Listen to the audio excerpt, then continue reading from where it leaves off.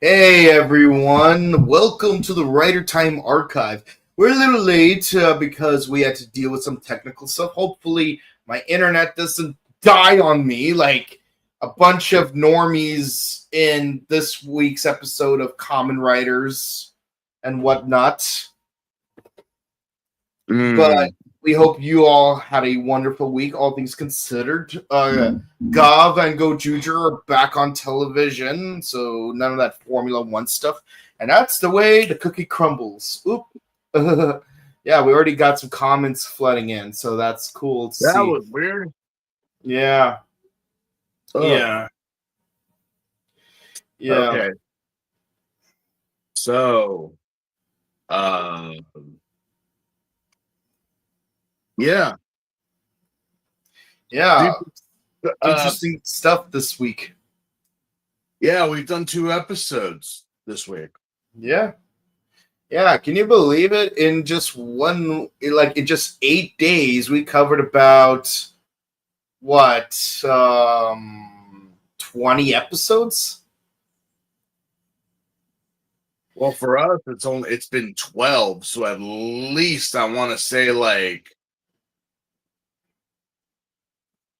we're already technically a quarter in. Yeah, and once we're done tonight, we'll be a third in.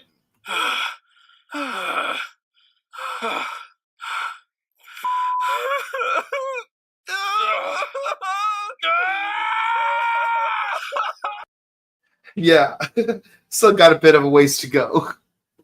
But hey, 20 episodes in 8 days. It's not bad, honestly. The thing is, again, as I've said, and I cannot stress it enough because some people have commented saying, pardon me. It's kind of like not a lot of story or a very cohesive story in the original Kamen Rider. Yeah. It's been a lot. It's been so episodic. Like every episode could be its own. So you could jump. Yeah, you could jump in at any time. Honestly, I think that's how a lot of people feel if their only exposure to the first season was on Tokusatsu, because let's be honest, you won't know if you're watching episode 7 or episode 29. The only thing of confusion that you're gonna get is when Ichimonji leaves and Hayato comes back. Oh yeah. Oh, when Hongo comes back. Yeah. When Hongo comes back. I'm sorry, Hongo. So yeah, that'll be the confusion right there. Or when the both of them are there together. Yeah, but in terms of oh hey, like da-da, and I'm like, or the fact that certain characters leave and we never see them again. Yeah, like Shiro. Remember Shiro? You probably don't, because he hasn't been on the show since episode 15. Hold on to Mari, guys, because we only have a few more episodes left. Yeah, I'm really sad about that, because like I said, she's the character that grew on me, and and if you really think about it, like when you don't see all 3 girls together, you always see 2 of them per episode, where it's either Mari and Yuri or Mari and Michi, but it's Mari was always in front, always. So it kind of makes you wonder, did they know that Mari? Because I know that Fujioka got that injury while filming episode 9, so they had to go 4 episodes trying to find a new actor. Mm-hmm. So did they know a certain amount of time ahead that Mari would not be staying for too long, and so they wanted to like milk out as many episodes with her as possible before Well, as I said, with looking into Linda Yamamoto, she did actually. Again, she was a performer. She does a lot, and Yeah. so opportunity just presented itself, I guess, at this point in time, because she uh around the 70s and 80s was a very popular singer and was on a few other shows. So, and she's still going on to this day. So, I mean, the career must be something Yeah. that, oh, yeah, you were on this. And again, as stated, no one would have thought, no one would have thought this would go on as long as it has. Yeah. Ask any director, ask any actor, ask anyone in the film industry of whatever country it may be. We got many long running franchises here that you kind of ask yourself, really, how? And Kamen Rider being one of them. Look at there's the Simpsons, there's Doctor Who. Yeah, Power Rangers. They thought they were only going to do 40 episodes. Power Rangers or Star Trek. Battlestar. So many shows have and ask the original actors. Ask them, did you think this was going to be something or leave a mark? Some of them, well, a lot of them would probably say they didn't, but they're happy and surprised that it did. Well, yeah, because there was an interview that's on YouTube I saw of Mr. Fujioka. I think it was when the Shin Kamen Rider movie was coming out, or had just come out, and they asked him you were Takashi Hongo, you were blah blah blah. Did you and also the years Kamen Riders going on almost 60, 70 years on TV. Did you think that this would we would? He's like, no. But it's it's opened doors. It's made something of itself, and the people have there is those stories. William Shatner is a very, very good example of that. Yeah. Adam West is a very good example of the people that you do know that I was an actor before that show or before that just hated TJ it. Hooker. Yeah, wait, TJ Hooker was after, but still. Yeah, that hated the show, or that I'm not this character, or who was it? I also saw an interview from again, I never watch any of the TGIF shows ever. Not my thing and too corny for my taste. I actually saw an interview from some of the cast of Family Matters. Yeah. And they were like, it's cool that people recognize us and, we're fun, but that they don't know our names, that they strictly only know our character names. Yeah. I mean, I know Reggie Bell Johnson. He's not that hard because, but I think it's also because he was also in Die Hard and that one episode of Chuck when he played Mark Lawrence's brother. Yeah, it's two of three actors that look very similar. It's one of those things that I'm just, and I've even said in past shows that yes, I am a fan, but we must remember that the actors are people. Yeah, they are people, and so I would at least expect you, from being a fan, if you're a fan of Doctor Who, Matt Smith, David Tennant, Chris Eccleston, you would know them by name. You wouldn't call them just the Doctor, Yeah. The irony is that because the Doctor's physiology Like we literally refer to the doctor, the character, by the actor's name instead of just calling him the doctor. Well, it's also the same Like thing. we don't even call him like, oh, the 11th Doctor, the 13th Doctor, or the 7th Doctor. No, like we straight up call it. It's like, hey, remember that episode when Peter Capaldi was playing guitar on a tank in the medieval times? It's like you don't say, oh, when the 12th Doctor did it. You say like when Peter Capaldi did it. It's also the same thing with Sentai, as I've said many times. Japan World Heroes a year or two ago, having the opportunity to sit down with Solsuke, with Furuhara, and talking to him, and getting to know him, and understanding him, and at times it did come out like Solsuke, and I'm like, no, I can't, I'm sorry that I said Solsuke, but he was very chill about it, and he was very cool about it. But I can understand, like, I mean, if you're a fan, you should know the actors, and you should know what else they've done, like Hiro Mizushima, like you gotta, like, I can't just like call him like, oh, Tendo Soji. No, it's Hiro Mizushima.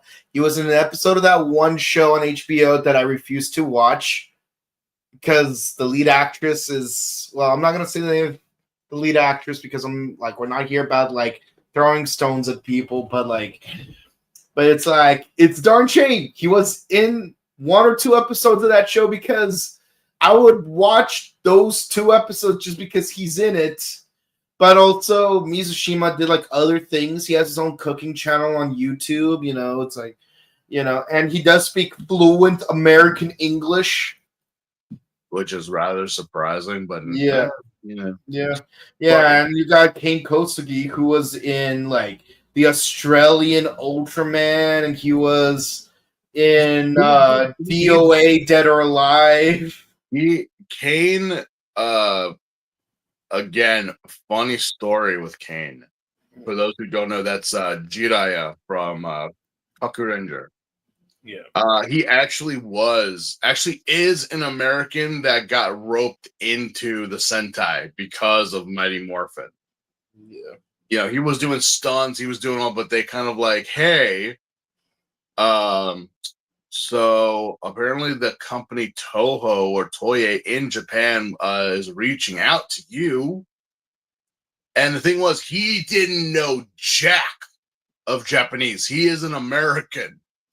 Yeah, but I love how, because like much like Diane Martin from Battle Fever J, it's like they played on the fact that like the actor doesn't know Japanese, but here they took it to the next step where it's like, instead of just using a bad Japanese accent, like he just straight up, it's like, I do not know Japanese. Yeah, hey everyone. He even said, like, during the show, he would say all of his lines in English, which is like, they're like, good, but he learned on set. He got more and more, and then he would go back and redub the lines. You could actually tell in Kaku Ranger when he's actually saying it, as opposed to like his back is turned and he's like, with that's a clip of him. ADR, ADR saying it in Japanese. I'm like, all right. Yeah, I mean, I love how like our ability to translate things into Romaji has improved, because like, I don't know how Romaji was back then, but Romaji now is so much better.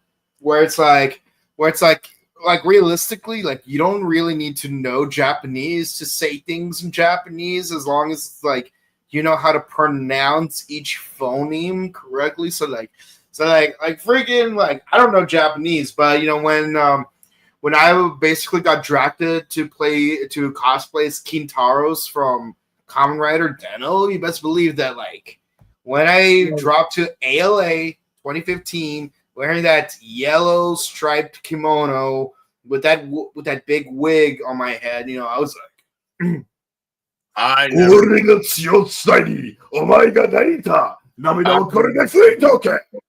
what I'm doing in cosplay. I've never claimed to know Japanese. The very little that I do know, I've used to communicate, but I've never said that I'm a linguist in Oh the no, I'm fortunate enough to be like langodextrous, which means it's like if I know a phrase in a certain language, I could use the correct accent to like pronounce it so that while I'm saying this one phrase, I sound like I'm fluently speaking that language, but I'm not fluent in that language. Again, it's strictly that you've repeated it so many times that you've actually got it down. Your mouth, your tongue, everything has gotten down the language of it. But if you try to like, use it in a proper sentence, proper, not like what we hear in anime or in Toko, it's like, what you just said was not the proper way in saying that to someone. Yeah.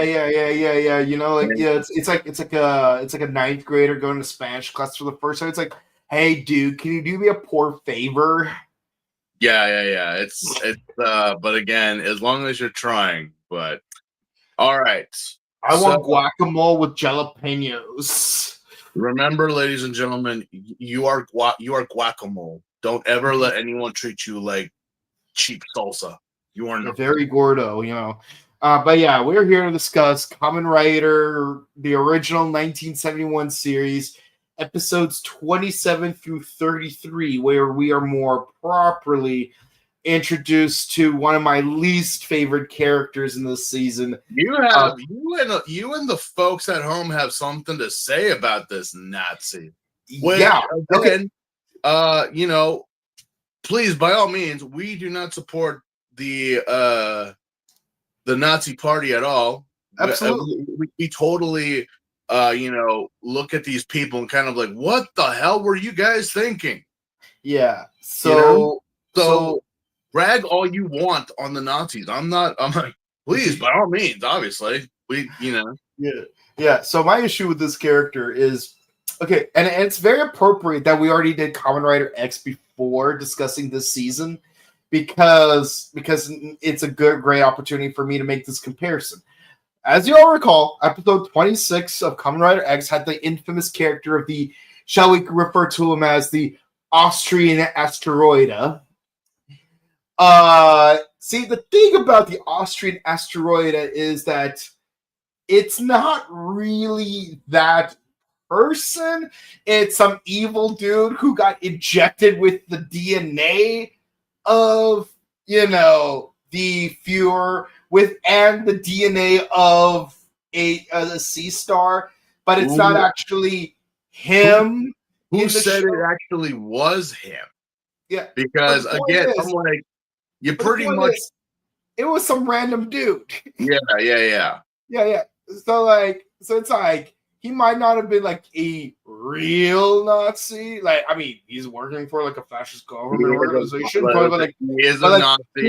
But he wasn't like originally like a member of the party. But he got injected with the DNA of the Fuhrer of said party. And it's like, how I would put it is this: if anyone ever saw the movie American History X, that's good movie, but but it is a tough movie to get through. Yeah, it is a damn good movie, but fuck if it is not something that you're just like gripping the sides of your seat, just like as like, god damn, I want to punch Edward Furlong in the face. I want to drop kick Veruca Bulge like right now.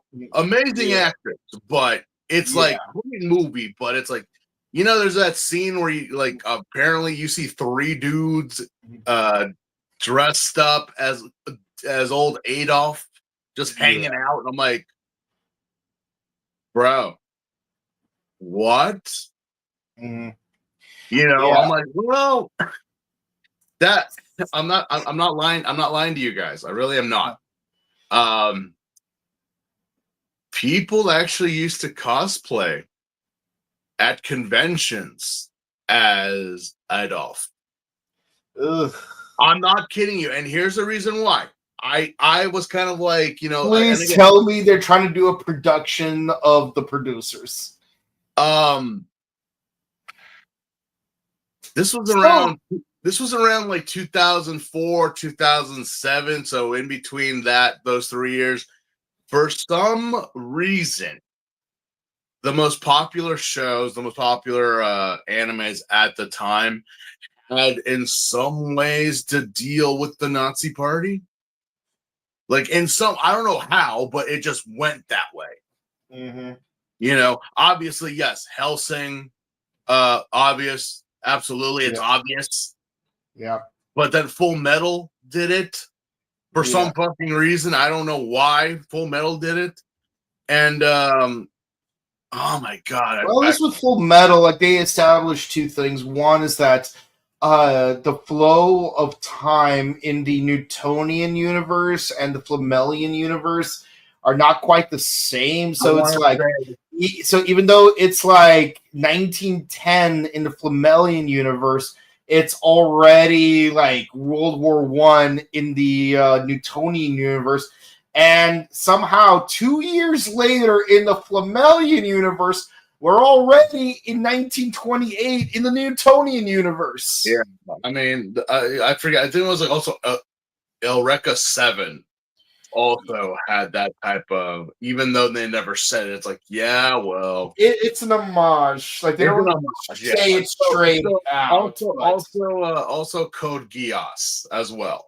So I'm just like, it's like we can have villains inspired by, but some reason, which again, Adolf never showed up in these shows, never was referenced. We're only referenced to like what happened in history. I can actually remember a couple people walking around at convention centers during these shows that I mentioned, in photo groups, in gatherings, because it's canon to the show. And I was like, what?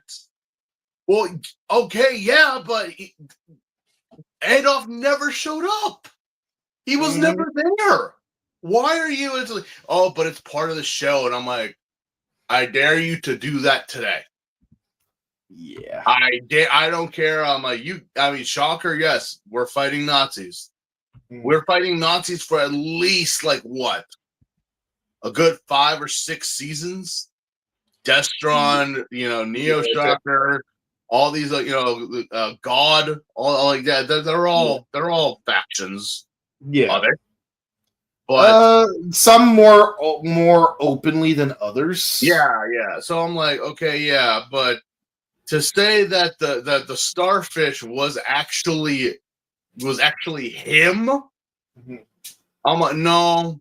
I mean, as far as I know, and this was the 70s, unless you had his brain in a jar and attached to some circus performing bear, or had it frozen and put under the Matterhorn, I don't think he's coming back. Yeah. By the way, great Evil Con Carne reference. Not many people get that. Yeah, I mean, it was double billed with the Grim Adventures of Billy and Mandy. It was originally called Grim and Evil. If Billy and Mandy was would become later on to be the hot goth mommy of its time, because people remember it fondly. Yeah.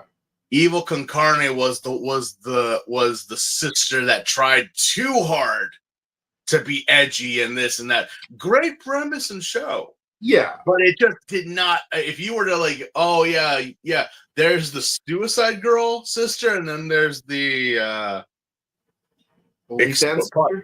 pardon me, the Evanescence loving sister.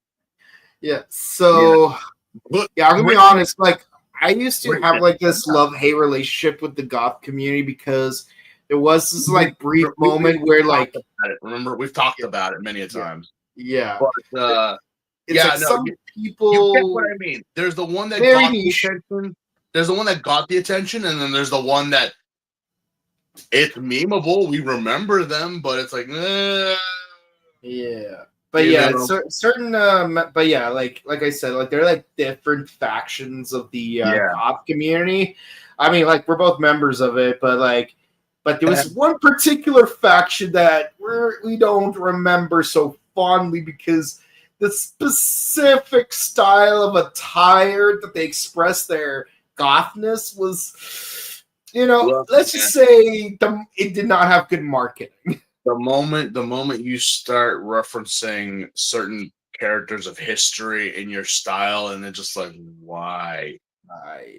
Okay, I know that one guy from Hellboy had like those tonfa swords, but don't forget Nazi on whose behalf he was Nazi using those tonfa swords. Nazi, okay, yeah, Nazi. Yeah. So going back to like the subject at hand, the reason why I hate Colonel Zoll is that he wasn't just a shocker villain cosplaying as a Third Reich combatant. He legit was a Third Reich combatant. Like he was there. He was there. He was there in Normandy. He was there so often. Yeah, and he talks about it a lot too. Like he's like some of them, they sneak away to Argentina and become tailors and pig farmers. Yes, that's an X-Men reference. And many of them might feel shame in what they did, but this guy was not one of them.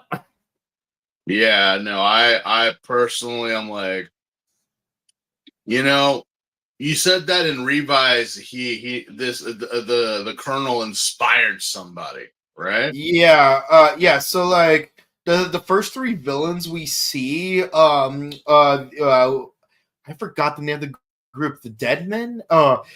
They had this really cool like Mexican attire and stuff, but like their monster forms are based off of Bee Woman, Dr. Shinigami, and Colonel Zoll, because one was a bee, one was a squid, and one was a wolf. And ironically, the wolf one was the first one to babyface turn. Yeah, the irony.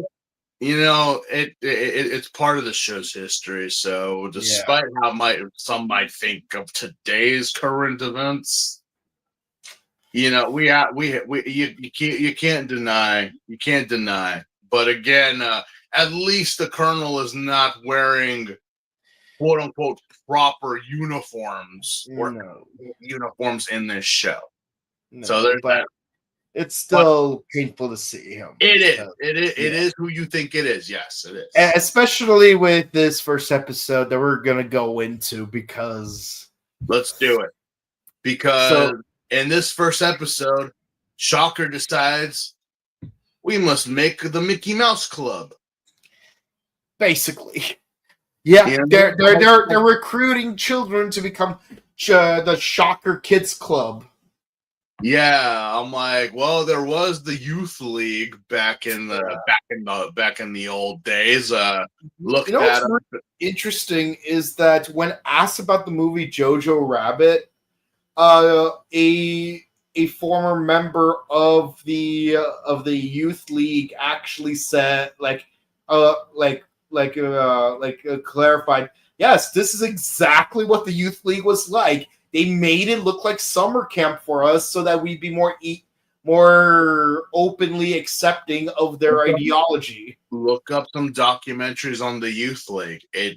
I mean, you as a child, it's kind of like again, some people even said it, even though this story was written way before that happened. But some people kind of like the foresight of Pinocchio and Pleasure Island. Yeah, it's like think of that, the Disney version back in the 40s, not the new one, the old one, the one that we all know about, the drinking beer and turning into a donkey type of thing. That's pretty much, even though that story was way before this happened. What's funny is that the live action Russian one was very, the premise was very similar to Casablanca. I will say, I'm like, because again, I kind of when I was watching Jojo Rabbit and a few documentaries, I was like, wow, how they made it seem, it legitimately felt like if you were at summer camp or at Disneyland, but it was all a fucking disguise. And wow, yeah, Mhm. the donkey aspect really did stick, didn't it, boys? Yeah. Yeah. So yes, apparently, and there's product placement in this show because we actually get to see what is an official paper mask of the Kamen Rider that Yep. Toei actually gave out to kids back in the day. Yeah. And well, here's the thing: who's making this merchandise? Mhm.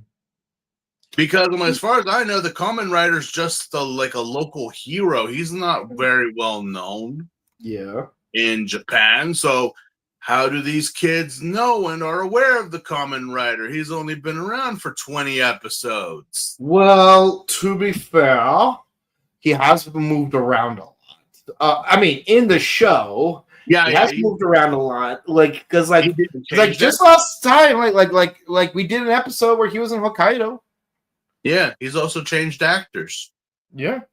So But I think it's also probably having to do with marketing. Like have you yeah, seen Power Rangers? It was an instant smash. that was lightning. Oh, that wasn't even lightning in a bottle. That was just shooting your shot in the dark, blindfolded, and apparently you With a did it. plasma bolt. Yeah, and apparently you did it because I'm like looking back at the Power Rangers, how they were doing it, how like this could have failed Miserably. Yeah, it could have been worse than the Hindenburg, but apparently not.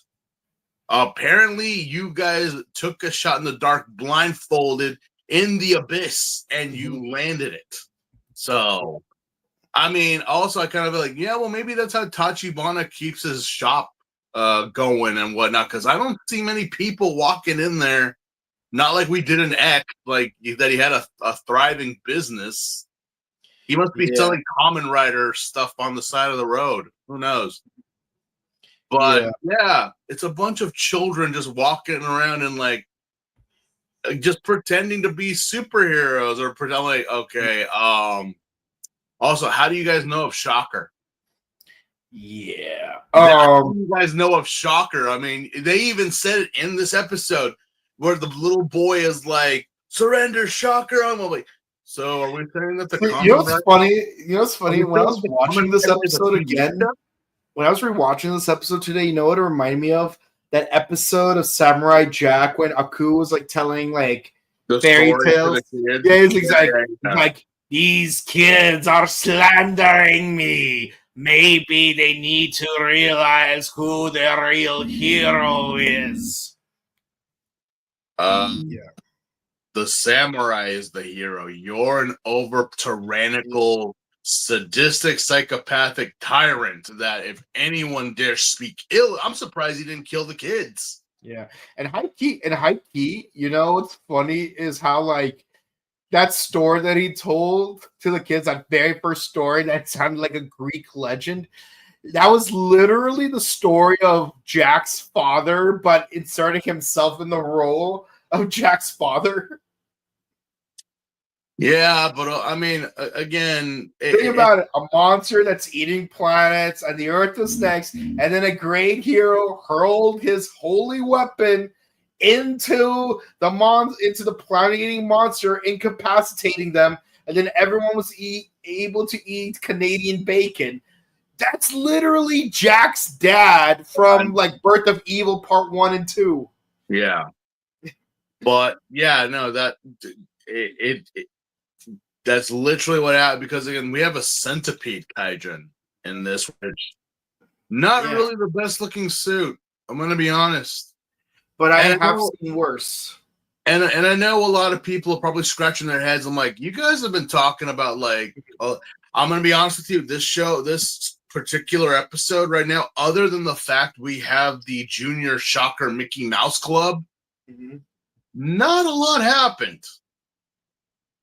We have to pad out these reviews somehow. Like, other than just like the kids have been brainwashed or something. and they're wearing like little junior shocker grunt outfits. I'm like, there's really nothing that happened. Yeah.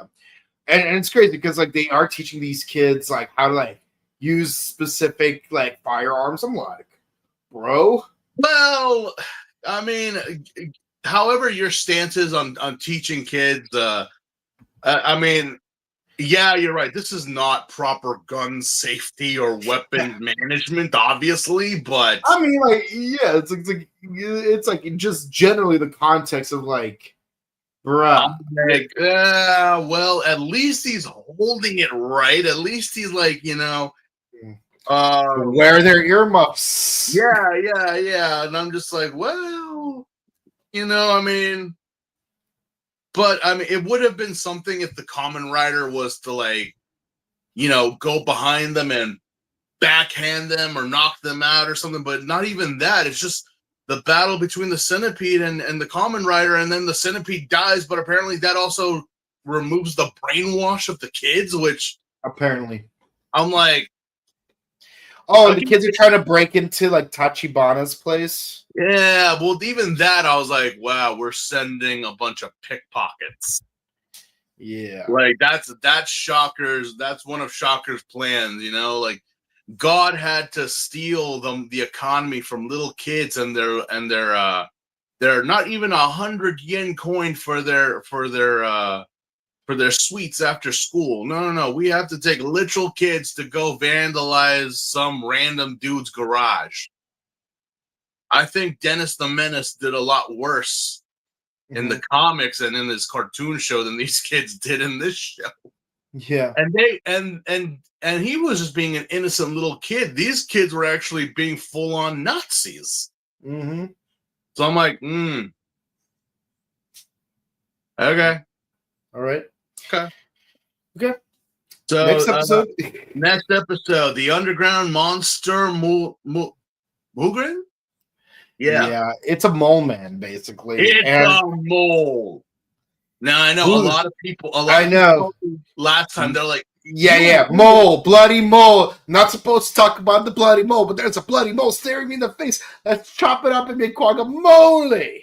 The thing was, they were like, you guys were having a lot of fun with the squirrel last episode. Yeah, and I'm like, yes, we were. Like, but again, a mole. We have seen mole kaijin in Kamen Rider before. Mm-hmm. We have seen moles in Sentai's. Hell, moles in Ultraman. So a mole is common to see in these type of shows. A squirrel is not. So I'm not going to be emphasizing so much on the squirrels, because a mole, I'm like, well, we had that one bad time with in Gaim with how the movies were made, and that one certain mole that just I don't know what, so moles kind of adorable creatures, but I'm like, you kind of left a horrible taste in my mouth, guys. Yeah. And by the way, I see a lot of people in the comments, so I just want to take a quick moment to say thank you guys for all the comments you guys are posting. We got some good viewers today. We are very grateful, and we're gonna read all your comments at the end of our discussion. Mm-hmm. So stick around, keep asking us questions or discussion points. Read a manga, play your switches, or play some Monster Hunter. Put us as background music or something, just to hear us chat, Just go to your car with us playing it on your phone, just recline that driver's seat, staring at stars while we talk about cyborg World War II bad guys. You don't have to see us; you can just hear us. And thank you. Yeah, but if you are watching us with full eye contact, bless your hearts. You guys have a stronger stomach than I do. Because one thing I definitely don't want to see is the design of the small man. Yeah. So apparently the synopsis for this show is that the mole man appears from the underground, capturing people to convert into mindless mole people slaves. Yeah, he takes down a runner, he takes down a farmer, but the weird about the farmer one is that he just runs up from behind and just like out in the open, just like yoink. It's like, how do you not see him coming? I saw this in a Looney Tunes episode once. Yeah, and But, somehow this is supposed to destroy Japan's infrastructure. look, if the mole was going underneath the Parliament House in Japan, under police stations, hospitals, and just destroying the foundation of their buildings and causing them to collapse, that would have been more better than just kidnapping random people to make them into subterranean mole people. Yeah, but Because apparently the goal is to dig a series of holes that will somehow destroy an oil refinery, that will send oil into the ocean, that will somehow cause like an oil rig to explode. I feel like this plan is incredibly convoluted, but a better question is, why do you need all these people to dig this hole? If you have a mole man, why not just attach a drill to his head? if you have a mole man that is a bioengineered, obviously, I mean, it's also like, again, like the last episode and even previous episodes, I'm like, why are you kidnapping random people off the street to convert them into whatever it is you're going to do? You already have a very capable kaijin, a very large, capable army of people, technology and machinery. Why are you taking random grandpas and grandmas off the streets to convert them into what? See, and here's the thing. It's like, even if like I feel like if you're gonna kidnap a farmer, I think it would be more productive if you just kidnap every farmer in Japan, so that like we won't have anyone to make produce. That's the thing, people. Despite what the rich may say, the working man is the backbone, the heart and spine of the economy. All right. Mm-hmm. You can have all the money in the world. I think Scrooge McDuck said it best in a video that they did for basic economics. You could have all the money on the world. You could have it all on an island for you and for you alone to have. But if it's not moving, if it's not doing anything, what use is it? Yeah, it's or as Brandon Fraser once said in a TV show. Do you know how King Midas died? Yeah, he died of starvation. Yeah, again, a man who could touch anything and make it into gold. He had all the riches, all the money in the world, but he can't enjoy a simple grape. He could not even he couldn't even get near to smell it. Apparently, even his shadow was doing it too. So I'm like, wow, that sucks. Yeah, that's probably even worse than what Medea did to the Princess of Corinth. So again, respect the working man, respect the farmers, your servers, your cooks, your chefs. Because if it were not for these people, you'd probably starve. Absolutely. So respect the working man and the working class. Yeah. Don't make us generals in Shocker, because we're coming up with ideas how to take out people and the economy more better than Shocker. It's like we're doing a better job at coming up with ideas. Yeah, don't make me a villain. Don't make me a bad guy, because I am literally. I think I explained how I would use the Infinity Gauntlet properly, better than Brolin's Thanos ever could. Yeah. And it actually scared one of my friends. They're like, dude, don't ever say that again. I'm like, I'm just a logical person, so don't get me mad. But yeah, this mole. It looks like an armadillo. Which is funny, because later on we do have an episode of an armadillo. Yeah, so I'm like, wait a minute, did we just reuse the same outfit? Like they should have just used the same outfit and just repainted it. Yeah, I mean, you've done it before. Yeah. But okay, yeah. So again, these episodes kind of blech, not as much fun as the last Yeah. one we've done. You know, there's Yeah, Colonel Soul, like the Mole Man randomly attacks a dude and his little brother. Ichimonji intervenes. Then the Mole Man like freaking kidnaps him in the shot that looks very spicy. Mm. So we get some face to face time with Colonel Zol, and yeah, he's monologuing. Like, what do you expect a villain to do besides monologue? He's a Nazi. That's what they love to do. Yeah. Watch any movie, and there's always one that just will not shut up. Yeah. I'm just like,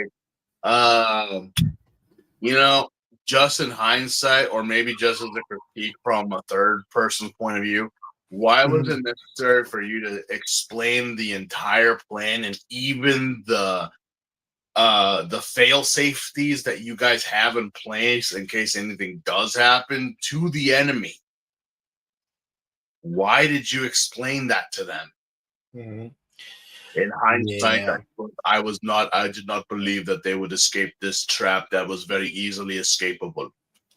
Yeah, see, like Scotty Evil got it right. It's like he's gonna escape as soon as you leave him.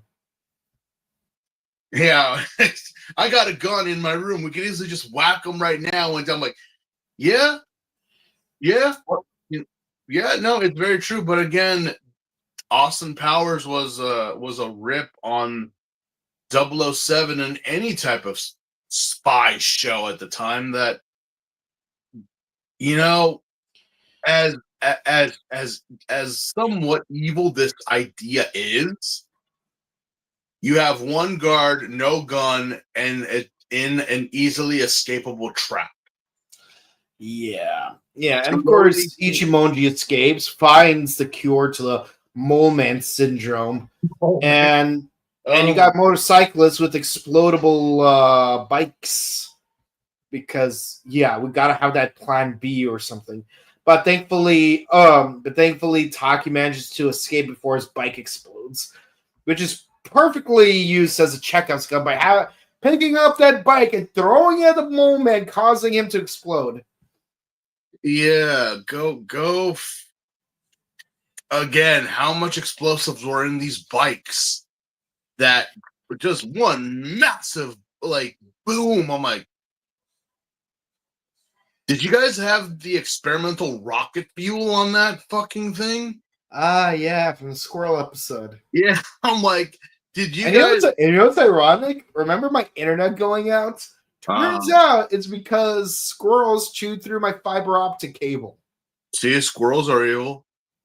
So the evil squirrels. The irony. Yeah, the irony of evil squirrels. Yeah, it always comes down to evil squirrels. Yeah, and we thought tapirs were bad. I thought hamsters were fucking Satan's spawn, but apparently not. It's squirrels. Squirrel.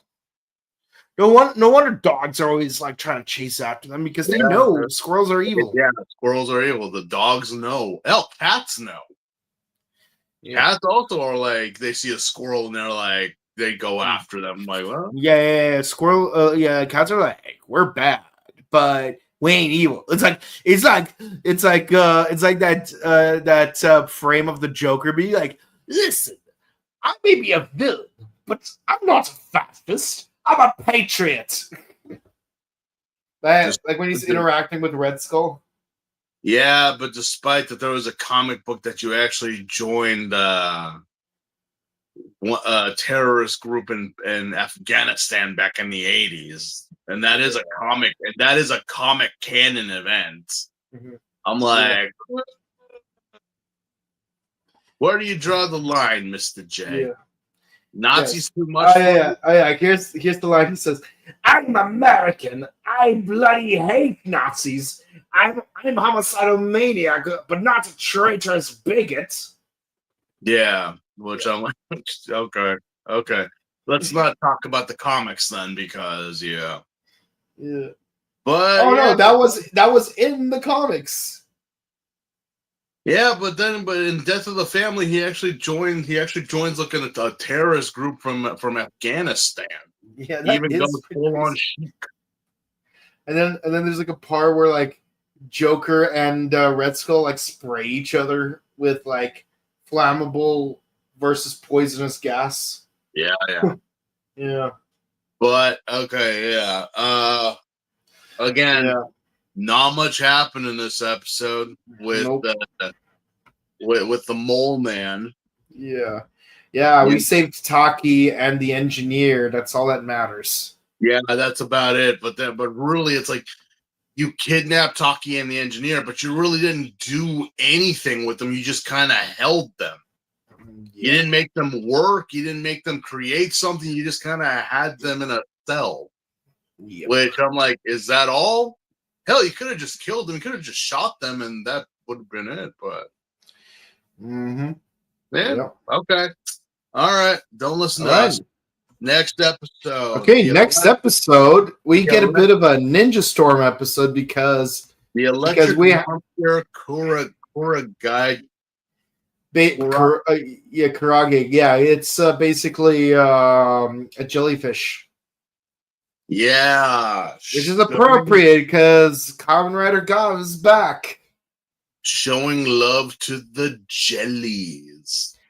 Yeah, it's an electric jelly, and like this kid, he witnesses the electric jellyfish like skulking around. And he even takes a photo of him. It's like, oh, like we need to get rid of the witness. Well, I'm the like, thing was, I bruh. mean, back in the day, remember, this was like before people had a very solid understanding of how animals actually worked, Mhm. or how they actually existed. Mhm. Like they always like I remember being a kid and they just every time I saw like a jellyfish, they were like, oh, jellyfish can produce electricity and whatnot. I'm like, no, jellyfish are just poisonous. Yeah.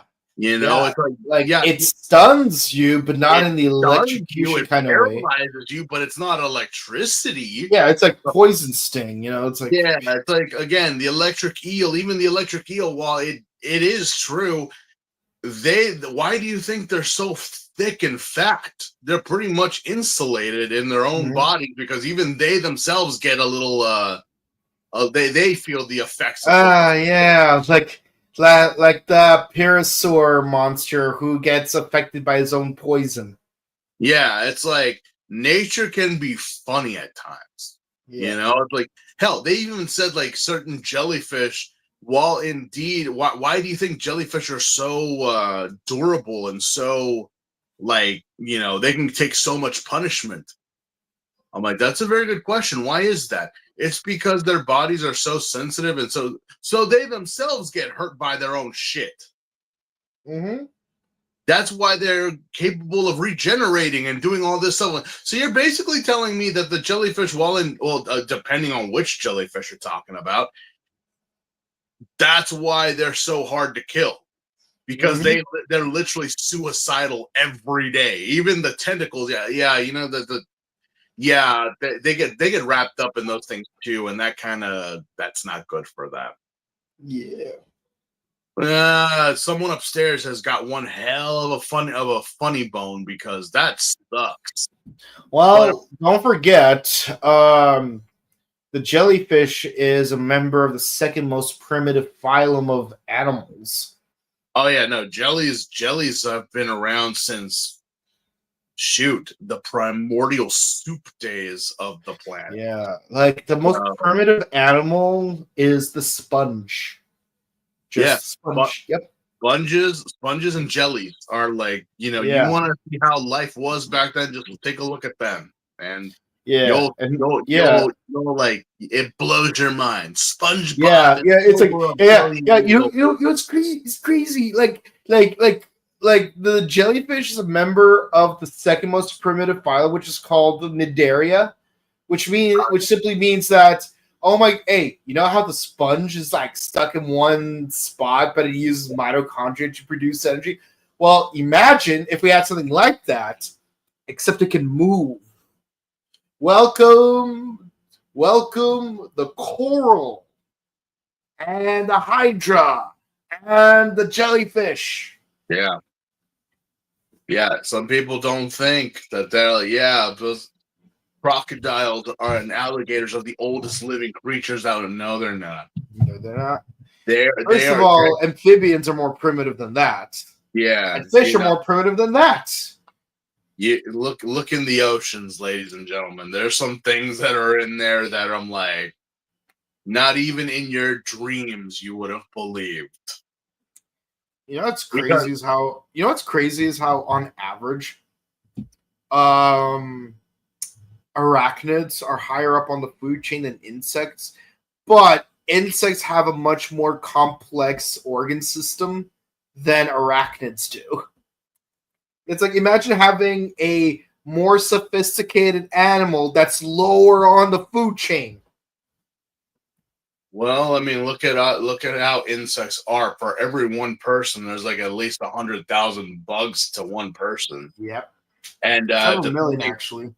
depending on the insect itself, it can either be the most slimiest, most soft-bodied, or it could be the most heavily armored. Oh yeah. Yeah. So Definitely segmented though. yeah, It's 3 sections, 6 legs. You know, you got a head, a thoracis, and an abdomen. yeah. But then you look at insects like the centipede, the That's mantis. not an insect. Is the centipede not within the insect? Nope. Nope. It's a chilipod. Okay, no, that makes sense. That Yeah. makes sense. Yep. All right, so this jelly. Yeah. So the idea is, yeah, he's kidnapping people. Wow, that's wow, being original, are we? And trying to inject people with some of his own electricity in order so that they become a human like pressure bomb. So that if like a person shake hands with the diplomat will be electrocuted. So it's pretty much a delayed charge. It's like, Yeah. oh, he's got a charge. It's just that we need two conductors. We need two to connect to make the charge go off. Yeah. That is actually not a bad idea. Yeah, see, this is one of the smarter plans. The problem is that the humans that they try to inject the original charge with tend to not survive the experiment. Yeah, yeah, that and again, it's amazing how like in current trends today, we every time we have like a jellyfish or a jelly enemy, it's always a female. Like, have you noticed that? It's majority of the time Yeah, when they do jellyfishes, it's usually a female, but in this case, it's not. yeah, It's actually a male, which I'm like, huh. Well, that's a first. Like most of the time I see mhm, jellyfish monsters, they're always like ladies or a mhm, very feminine type of character. yeah, But I'm like, you know what? Majority of the time when they have a jellyfish type of character, their ideas, their whole schemes are more thought out than previous. mhm, You know, that's something I dare know. I'm like, that's actually a very clever idea. It is. yeah. Although, what is this also? The boy who takes a photo of the jellyfish. The jelly kidnaps his mom and tries to assassinate the Kamen Rider. Yep. So your basic plot. I feel like it was a missed opportunity not charging up the mama and having her Yeah. like a walking bomb, and it's like, the kid's gonna go running to his mom, right? Yeah. Yeah. Like actually, like I don't know if it will like take out Ichimonji specifically because he's a cyborg, but I think Taki might be fair game. Yeah, but I was just like, well, again, don't make me a bad guy. Like, you would legitimately charge up the mom and have her hug her kid to make him like, yeah, that's evil, right? Evil. That is diabolical. Yeah. You know? Like I would kidnap No, instead we just tie her up to a cross. and How many times has tying a person up to a cross has worked? Never. Literally only once 2,000 years ago. Oh, you're talking about biblical. Yeah, no, it's only ever happened and worked once. Yeah, it only worked once, but yeah, no. But Any as far other as time, Kamen Rider, Super Sentai, Ultraman goes, it's like it never worked.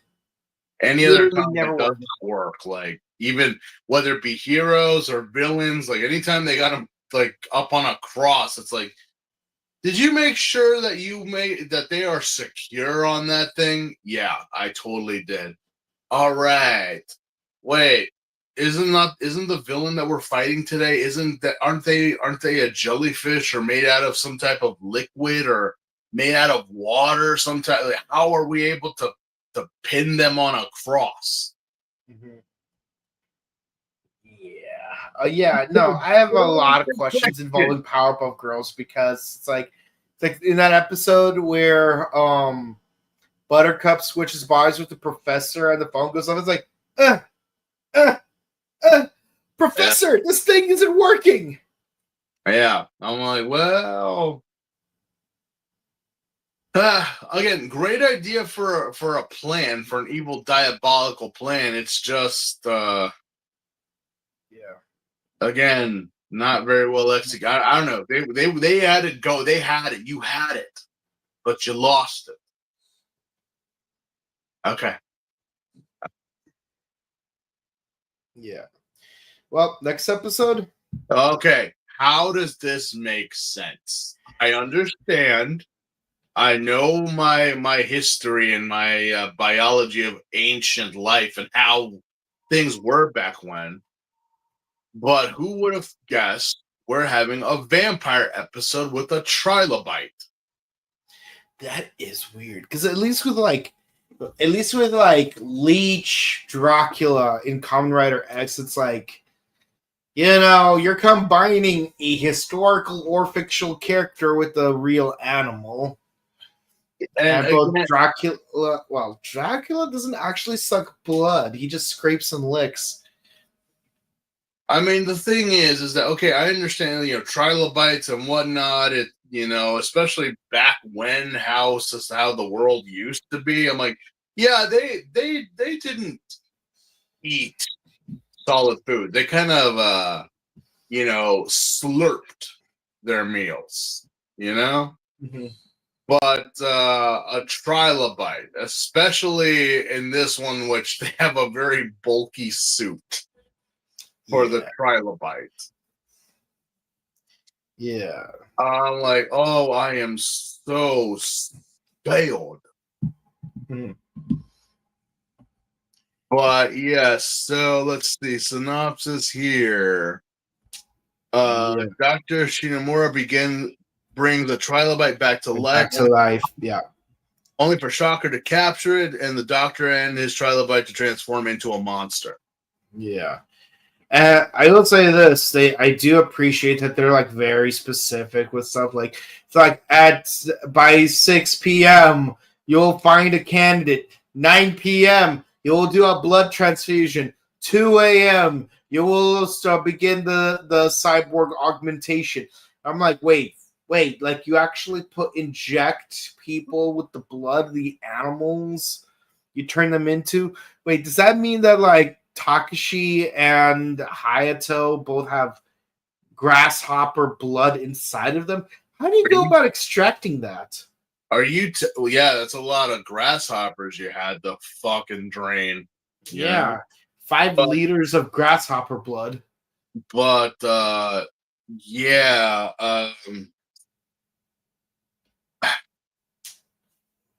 I mean, well, it's good to see the doctor back again. I mean, we've had some recurring characters, but a doctor, especially the one that has like helped out in past episodes, but now Yeah. he gets his own episode. I'm like, all right, that's cool. Mm-hmm.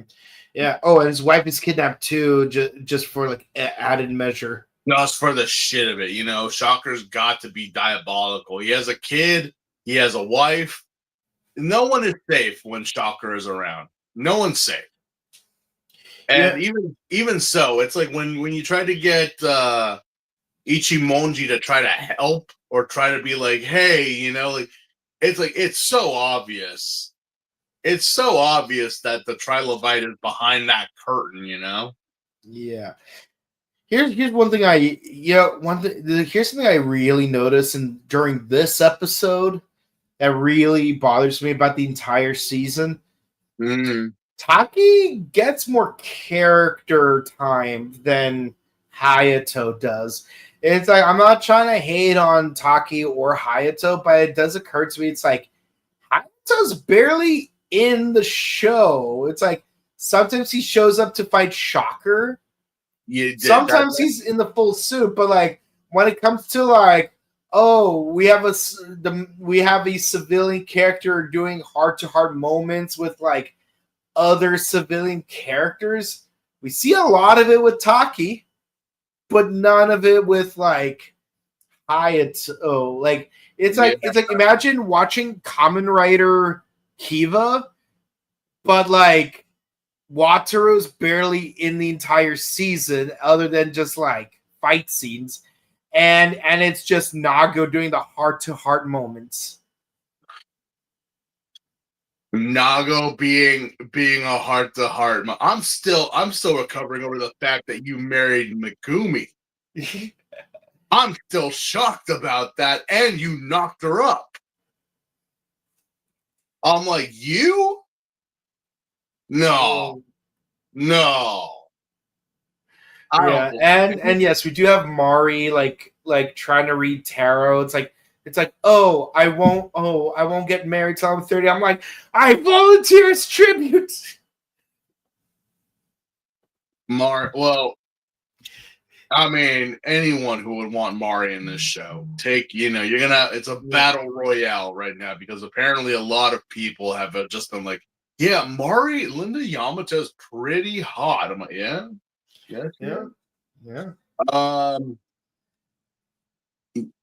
Yeah. Don't really. You're very right when it comes down to Taki, and especially in these episodes. You know, I wonder if there's some behind the scenes stuff that was going on, because again, if you look at Ichimonji throughout, he kind of looks exhausted. Yeah, he kind of looks like he's like really like in these episodes, more in these episodes. The next one, it's really noticeable. Yeah, I've been wondering about that. I'm just like, well, we already changed one Kamen Rider. We can't do it a third time. Yeah, second time, but yeah, because I know that in Kamen Rider the first and Kamen Rider the next, the remakes from 2005 and 7, it's like they established that Hayato, like his cybernetics had a failsafe where like he needs to be repeatedly injected with like some Shocker maintenance, but because he betrayed Shocker, he's not receiving that maintenance. So like throughout the second movie, he's progressively dying until he actually dies. It's actually a rare instance where like, oh my god, for once Hayato dies instead of Takashi. Are you telling me that this rider is the Wish.com Kamen Rider?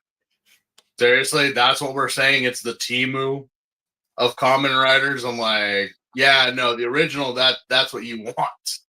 Not you want Hongo. You don't want Ichimonji. Yeah. I mean, even though Ichimonji got more episodes, he got especially more up to this point. Yeah. But again, it's like Taki really took the initiative, and we're also again I noticed in these episodes we see more of Ichimonji in the rider suit than we do him in the civilian form. Yeah, and in the next episode, well, we're gonna get into it a little bit, but like basically, it's like at this point, why? And again, no offense to Ichimonji's actor, but like, why not just make Taki the Kamen Rider? Just like in the 4 episodes he appears in, like prior to like Takashi leaving the show, why not just have him become kidnapped by Shocker, turn into a cyborg, have him fight Hongo, and just say, Taki, I'm gonna need you to take over while I go fight Shocker in Europe. Well, And then just have episode 14 just be Taki by himself actually being a writer. Well, here's also the thing that someone pointed out to me, and I'm like, I'm not sure about. Is that okay? They're cyborgs, they're durable, but you don't need to be a cyborg per se to activate the rider transformation. I mean, in the case of, it's not. I mean, it's kind of like it's kind of like the whole BS with Fies, where it's like an Orphanoch, any Orphanoch can get the belt and become Fies. Yeah. It's just the fact that I'm like, well, you just need to know how to work it. Yeah. And I'm like, yeah, that could be the case here if they actually thought, hey, you know what? This belt I got under my onesie, put it on and just ride my bike super fast so you could transform. I'm like, well, what? I think it's because they had actual cybernetics installed into the body, and the belt just triggers the cybernetics combat abilities. Well, I mean, I'll look into that, but I'm kind of feel like, well, yeah, I feel as though Taki should have been the rider. See, like with Gaim, it's like anyone could be a rider as long as you don't have the original 7 belts that were DNA locked. Yeah, that got thrown out the door. So super yeah, yeah, and like Hibiki, well, let's be honest, it's like you just need a tuning fork or like one of those whistles, but like you don't need to go through that intensive training to like use a transform device. It's just no one from Takashi actually, which is the name of the organization, by the way, no one from Takashi just like hands you your transform device until after like you've received the training. Yeah. No. But hypothetically, if you stole Hibiki's tuning fork and used it yourself, it's like I don't see what would really stop you from turning into Hibiki. You're gonna get your butt kicked really hard by the Mokumo, but there's nothing preventing you from using the suit to begin with. Yeah, no, yeah. Okay, so next episode. Yeah. There's not much to say. I mean, we get a funny scene where like the trilobite is hiding behind a curtain, but it's literally all of the same. It's all of the same beats. Yeah, Taki goes in to rescue like the hostages while Kamen Rider goes in to fight the actual monster. And yes, Mari is ill, so we're on the clock in order to save her. But we all know that Mari gets better, which is good. And everyone's reunited, and of course everyone's like, I wonder where Ichimoji is. Well, wherever he is, let's drink to his health. I'm like, yeah. That's when I realized, oh snap, Ichimoji's barely in the show, is he? Yeah, he's I'm gonna look into this because I'm like, yeah, what's going on here? Normally he is at the end of the episodes, but yeah.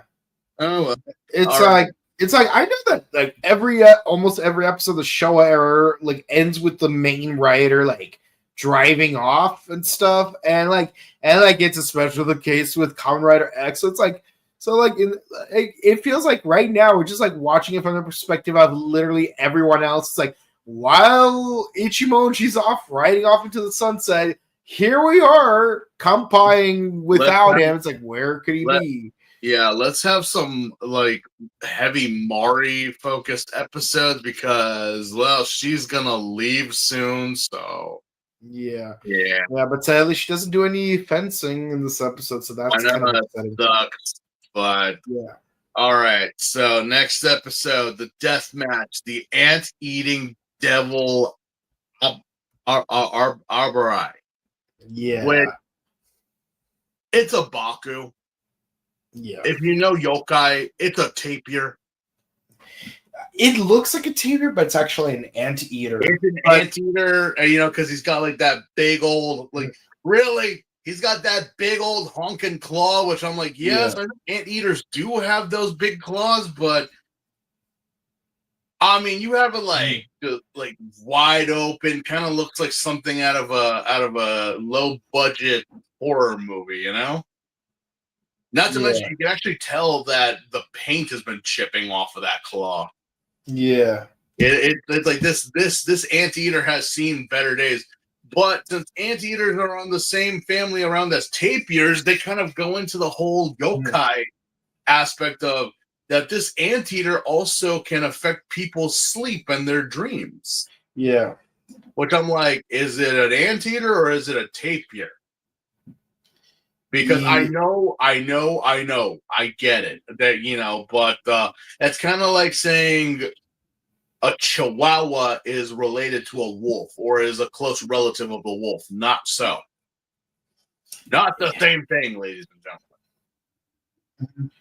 But yeah, talk about a Nightmare on Elm Street level of bullshit, because we deal with little kids who are aware that their big brothers or their families are being infected by the anteater. Yeah. Yeah, it's like, wow, why? Oh yeah, and a person dissolves, and like you could see, it's like we have not seen that in a while. Yeah, we haven't seen that since what, the Mantis episode, the beads. Yeah. The whole body dissolving, like yeah. Have you ever just seen packaging foam just like being burnt or something, or just dissolving? Yeah. It's like you put like Windex on it and it melts. Yeah. It's literally that. It's like packing foam just dissolving. And I'm just like, wow, okay. We haven't seen that in a while. This anteater, this Baku, is just so random, but it also kind of drives Ichimonji a little bit crazy, because like he doesn't even think he has the strength or the power to stop it.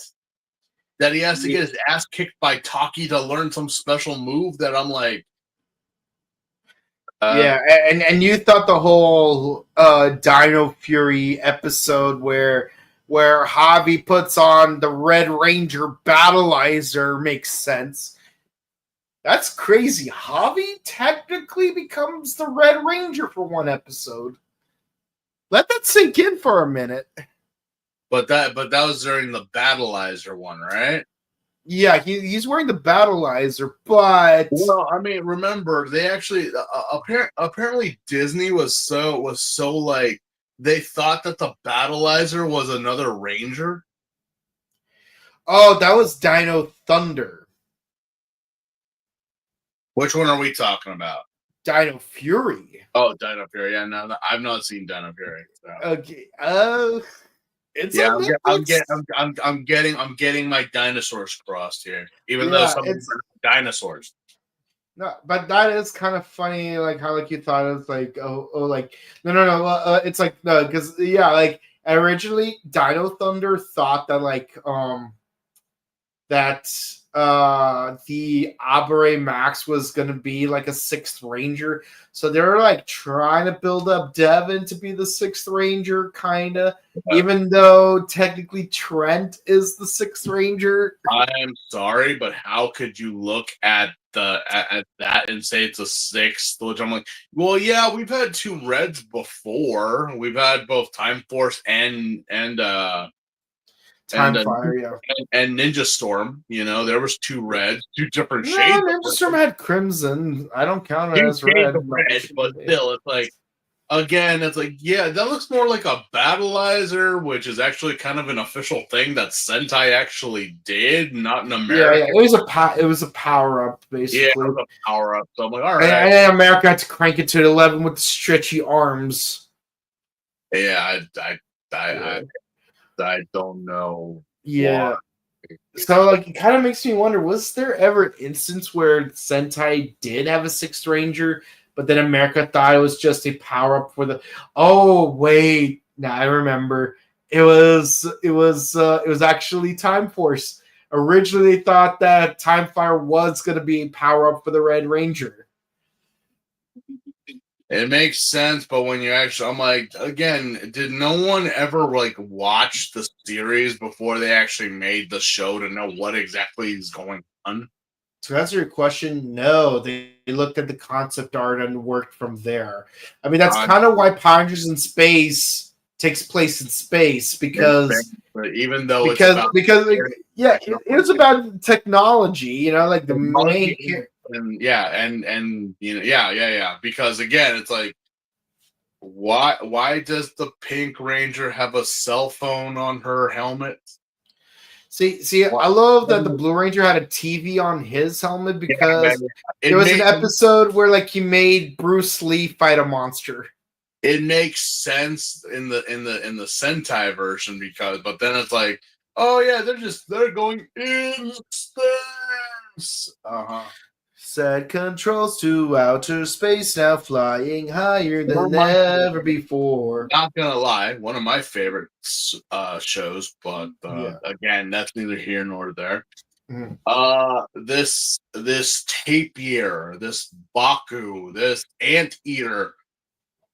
Is it just me, or did it feel like we were really focusing a lot on this certain kaijin? Like it was gonna be like a two-parter, but it wound up just getting kicked and blown off stage. Mhm. It felt like no joke. This episode felt a lot longer than it needed to be. Yeah. Yeah, for some reason, Ichimonji thought he couldn't handle it, so he and Taki have like this fight sequence in order to like help him get better. Oh, Goro does get hurt though. Yeah, Goro does get hurt because apparently, again, is it a tapir or is it an anteater? Because It's an anteater. a Baku is a tapir. What you're doing is literally like, oh, the poison, the negative vibes, and everything that Goro's going through is like, like he can't sleep. It's infecting him. It's causing him nightmares. It's literally Freddy Krueger. I'm like, yeah, but that's a Yeah, Baku. even has like a giant claw too. Yeah, and this is Yeah. way, and I this is mean, I know it's gonna be hard to explain because because Elm Street came out in '84. this is way before that. So Yeah, but still, but giant claw, long remember, nose, Wes wears a Craven hat. Wes Craven said that he got the inspiration for Freddy because he read some stories coming from the Asian countries about people uh, dying in their sleep. Mhm. So Yeah, maybe maybe, a Yeah, Baku is could be either a good or bad thing. It's not really a horrible thing, but it's not really a good thing to have around if you know your lore on yokai. yeah. But Kaku yeah, Ranger, Ninja. or Goro, just the poor kid, and Mari and Yuri were just praying. Where's Michi? Yeah, where is Michi? Again, I'm like, okay, Yuri's here, Mari's here. Where's Michi? But then again, I was like, well, no, Michi was the first one to bounce. Was she? I thought Mari was. I thought Mari was the first. No, Mari was the second. Mm. Mari was the second. Actually, it was Michi, then Mari, and then we get left with Yuri. We basically get left with the Phoebe. Oh, let me take a look at this because this is gonna bother me right now. Oh yeah, her final appearance was in episode 25. How did we miss that? Yeah, no, that's the thing. I'm like Yuri, I love you, but you are so Phoebe. Mari is Rachel, and of course, Michi is Monica. Yeah, Michi appeared in the least number of episodes out of like so, even up to this point, even up to episode 25. Yeah, so that's why I'm like, we're on 32. So there is no mention of Michi now. It's only Mari and Yuri. Yeah. So I'm like, all right, fine. But yeah, poor Goro.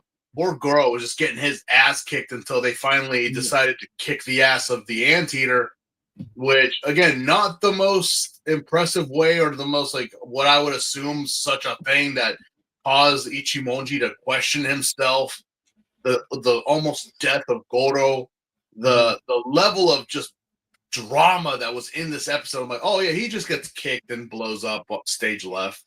Yeah. I'm It's like like, even with Kamen Rider X, like they did a better job with this vacuum hell wheel attack. yeah, like even the battle with Apollo was more like that's more memorable. This could have been like a kaijin to remember, you know? Not really. Yeah. Not really. The premise was great. I feel like this could have been one of those episodes that would have been talked about more if you had like made the kaijin a little bit more like, you know, it's just something was missing here. Something was missing here. But then we go back to our normally scheduled program of the girls getting attacked and captured again and a bunch of shocker grunts. So next episode, the man eating flour, Doka Da Lion. And but before we continue, I will say this: Mari did a great job in that bed scene. Mari, like when Goro needed like that life support, it's like Mari's acting was phenomenal. Mari was there. Mari was best girl in that she cared for Goro. She wanted him to be safe. Yeah. Her and Yuri were just like, please. And you felt it. You felt their worry and their pain for a little Goro. Yeah, but I'll say this: Mari was really working for that Oscar. Don't worry, honey. You'll go down as a very well seasoned performer. Apparently, she's won some very big accolades. Yeah. Meanwhile, so we start off with the flower shop where a nice lady gives a girl flowers, but then she immediately turns into an old hag, and then immediately turns into a flower monster that I swear looks like a member of the Gorma tribe. But it's like, yeah, what's even the point of turning into an old hag midway? I mean, I don't know. I mean, this plant is pretty is pretty dangerous because again, this plant does not know the whole no means no nonsense. Like this plant gets all up in you and sucks the life out of you. Yeah. No, literally. You remember that part in Dragon Ball Z when they first introduced Cell? Yeah. You know, when like the mayor's like even offering Piccolo money. Yeah, he had the fat guy, but and then just like tendril in and then just start sucking him up. Yeah, I'm like, and you see the skin like shrivel up. Yeah, I feel like Toriyama Sensei, may you rest in peace. I think he got inspired by this episode. I think he got some inspiration here, even though Toriyama Sensei was already like, I want to say he was a teenager or something with it, but again, inspiration comes from anywhere. I mean, a monster that is like insect plant like and is sucking the essence, the juices out of its victims. Yeah, I know that Dragon Ball the manga came out in 1984, so that's 13 years. So assuming he was 20 when he first published Dragon Ball, again I don't know his actual age, he would have been 7 when Kamen Rider was on TV. Yeah, so again, the inspiration just keeps on coming because I literally felt that when the part where the plant monster like captured that poor drunk dude coming home. Yeah, it just gets behind him and then just starts slurping on his cheek, and I'm like, "What are you?" Bro. Oh my god! She literally just Yeah, he's like, "What do they tell you? What do they get at Mr. Taxi Driver?"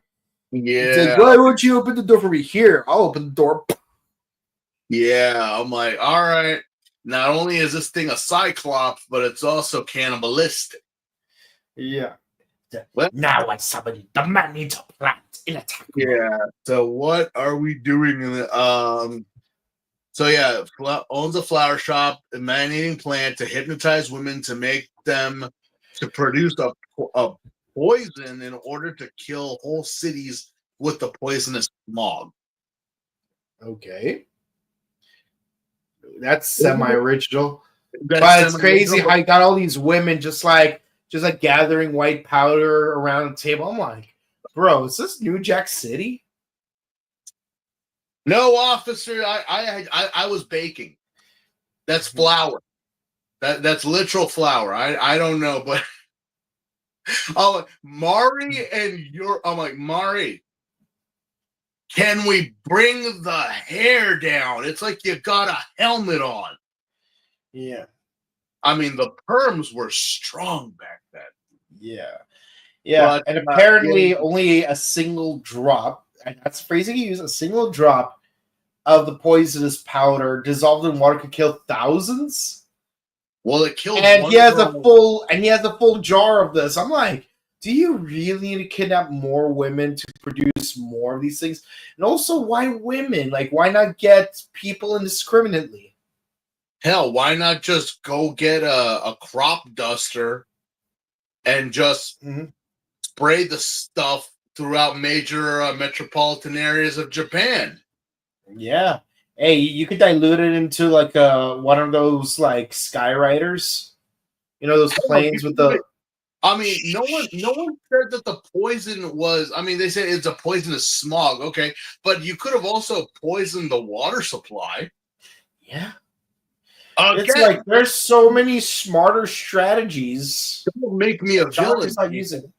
Do not make me the bad guy here because I am on a roll right now. Yeah, I'm getting scared of like you're making more of these than I am, but even I'm scared of just the ones that I'm coming up with. Yeah. I'm like, don't get me started. Don't get me started. Although I will say though, Breaking Bad did not have this many hot women in the meth lab. No. But okay. No, they didn't. But I'm like, okay, so this is the powder, and I know they have like the masks on. That's good, but it's a powder. Yep. It could attach itself to the masks, or even get absorbed through the skin. So, yep. All right. Yeah. So Mari and Yuri get kidnapped again. We fight Shockers again. I love how every Shocker base, when it comes to the Kaijin, has like it's the default Shocker base, but they've painted like the emblem of the Kaijin of that episode. Yeah, on the door, and I'm like, all right. All right. I would love to learn the layout of these Shocker bases. I mean, I see the flower. We've seen moles. We've seen centipedes. Sadly for the squirrel, we did not get that. I'm starting to wonder, like, remember that episode of Power Rangers in Space when Psycho Yellow was disguised as an old woman? Yeah. I'm trying to remember. Was that the actual voice actress wearing makeup? Or was that like an actual old woman doing it? The portrayal. Because like now I'm just like really curious. It's something I never really thought about, but now it's like this episode in particular is really making me think about that. If anyone can look that up really quick and let us know. Yeah. All right. So yeah. And we get another crucifixion again. What is up with? I mean, I know Lent was last week, ladies and gentlemen, but come on. Easter ain't that far away too, but what's with all the crucifixions? Yeah, not much to say. A bunch of dudes, like, they managed to get off of that cross, and now it's time to fight the Kaijin. And it's like, oh, look at that. We got freaking what's his name? Tachibana actually doing something for once after God knows how many episodes of him not doing anything. Yeah, Tachibana's dressed up as an old beggar man collecting cans. Yeah, I miss badass Tachibana. Well, again, Tachibana, I mean, just wait till he gets to Jacka. Yeah. that's when well, it's not Tachibana, but the actor himself did have a lot of fun Yeah. with Jekka and a few other shows. Yeah, you know what's crazy is how in episode 8 of Ultraman, it's like they're in that that city from the Arabian Peninsula, and like it's like, oh, we got this jewel with an Ultraman statue, and Tachibana just chucks that thing at the giant stag beetle kaiju, and it just instantly dies. Again, no one ever said that you needed the Ultraman to kill Kaijin. You know, Yeah, I mean, that one was all Tachibana, man. just wait until like later episodes. You're gonna be like, so what the hell was the point of the Ultra even fighting this thing if you guys had a little rocket pocket thing that could have easily killed it from the get-go? Yeah. Needed to pad out the episode. Yeah. Okay. All right, last episode of the set. Last episode. What is this one? This one is the Steel Monster again, the Armadillo. The Armadillo. This time, at least it kind of looks like an armadillo. Yeah. Not like the past Homeboy that kind of looked more armadillo-like than this thing, but it was not an armadillo. Let's see here. Synopsis. Yeah, like it's destroying a village. That's a synopsis. Let's destroy this whole village and like build Shocker real estate in its place. The Fiends. So you're telling me that Shocker also sells real estate? Basically, makes sense. I mean, Smart Brain has to get like the buildings needed for like their jobs somehow, right? Well, again, we even say, what the fuck does Smart Brain do? Well, you see, no, life is short, life is frail. So why don't you think about true life? Get smart. True life is your start. And here's the thing: Shocker has blown up buildings, have blown up homes and neighborhoods, and yet you're telling me that they have their own realtor company. Yeah, I bet you they sell insurance too. The Fiends. Mm-hmm. But yeah. Again, so we actually got Yuri getting some focus because she's training a group of martial artists. Yeah, I'm pretty sure. Again, guys, this is what episode 30, 33. Yeah. We have only 2 more episodes with Mari. I'm pretty sure. To episode 38, actually. So yeah, we got 5 more episodes, 1 more. So I'm pretty sure at this point they kind of knew that. Well, we need to start focusing on Yuri more than Mari here. Yeah, because again, God bless Linda Yamamoto, but she took the opportunity and ran with it and totally did. But again, she looks amazing. Those bell bottoms in this episode. Yeah, Yuri again was not getting a lot of love, especially when she was introduced. It's like see the problem here is you made your cast too big. Yeah, Michi and Mari were the ones getting all the attention, and Yuri was just kind of like the background. Like, oh yeah, Yuri's here. Okay. Yeah, and even then, Michi didn't get that much focus to begin with because again. It's like after like episode 19, she just kind of disappears and then shows back up like a few episodes later. I said it before. It's like, one episode she's got short hair and the other episode she's got long hair. So can we get some type of continuity here with Michi? Yeah. But focusing on Yuri. Yuri is now our girl. And she looks great in that yellow motorcycle outfit. Mm-hmm. But this, you know what doesn't look good in this episode? The armadillo. Yeah. If you he looks more like a rocky insect than anything. Yeah.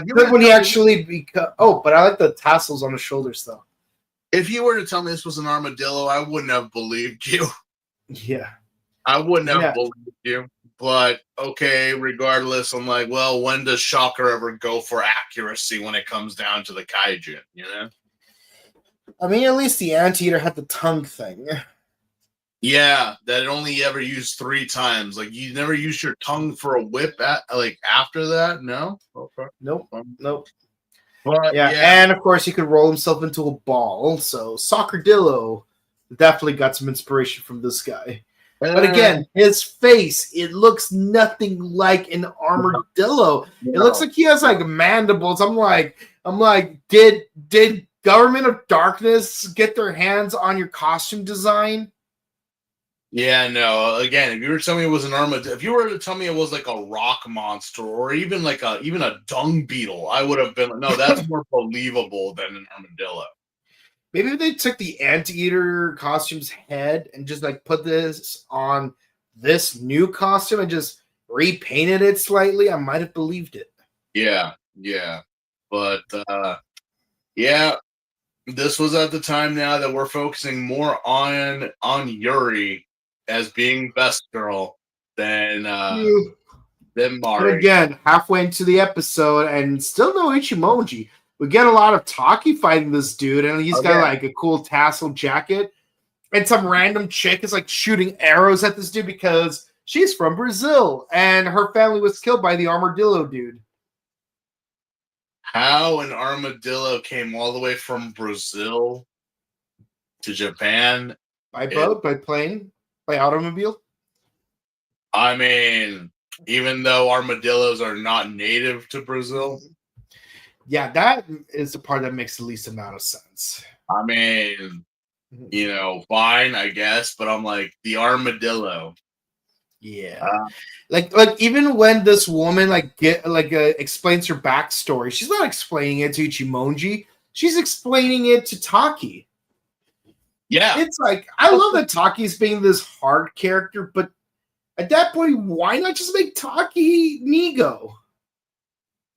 Yeah. Also, I love how the armadillo rolls in this episode. You go from a guy actually doing tumble rolls to actually the prop. I'm like, all right. And you're right. The tassels actually do make it. I mean, yeah, well, armadillos do have hair underneath that shell. So, very true. Yeah. Although I kind of wonder why he attacked those poor villagers out of nowhere. To test his power. That's literally the backstory. Yeah, just a complete jackass. I'm like, these poor mountain folks are just trying to live their lives, you bastard, and you killed them for no reason. Yeah. Okay, fine. I cannot wait for the Kamen Rider to kick your ass. Yeah. Yeah, and of course, it's like, once we destroy the Rider, we'll resume control over Japan. But it's like, okay, but what's your game plan after you defeat the Kamen Rider, and how do you plan on doing it? Because you had a poison mushroom, you had a poison moth, you had a poison flower, but it's like, oh, I'm just gonna roll over the Rider and hope he plays dead. Yeah, I'm gonna throw a rock at him. It was a big rock. Okay. Yeah. Okay. Yeah. And even Colonel Zoll, I'm like, for a guy that everyone hates so much, you're really not doing a lot.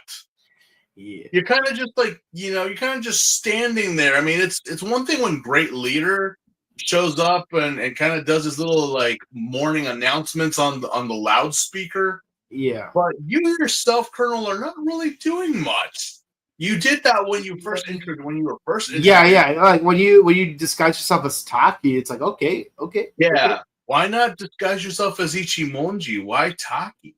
But regardless, I'm like, yeah, so yeah, and so we infiltrate the Shocker base, and again, it's no Ichimonji, just Taki and the one chick.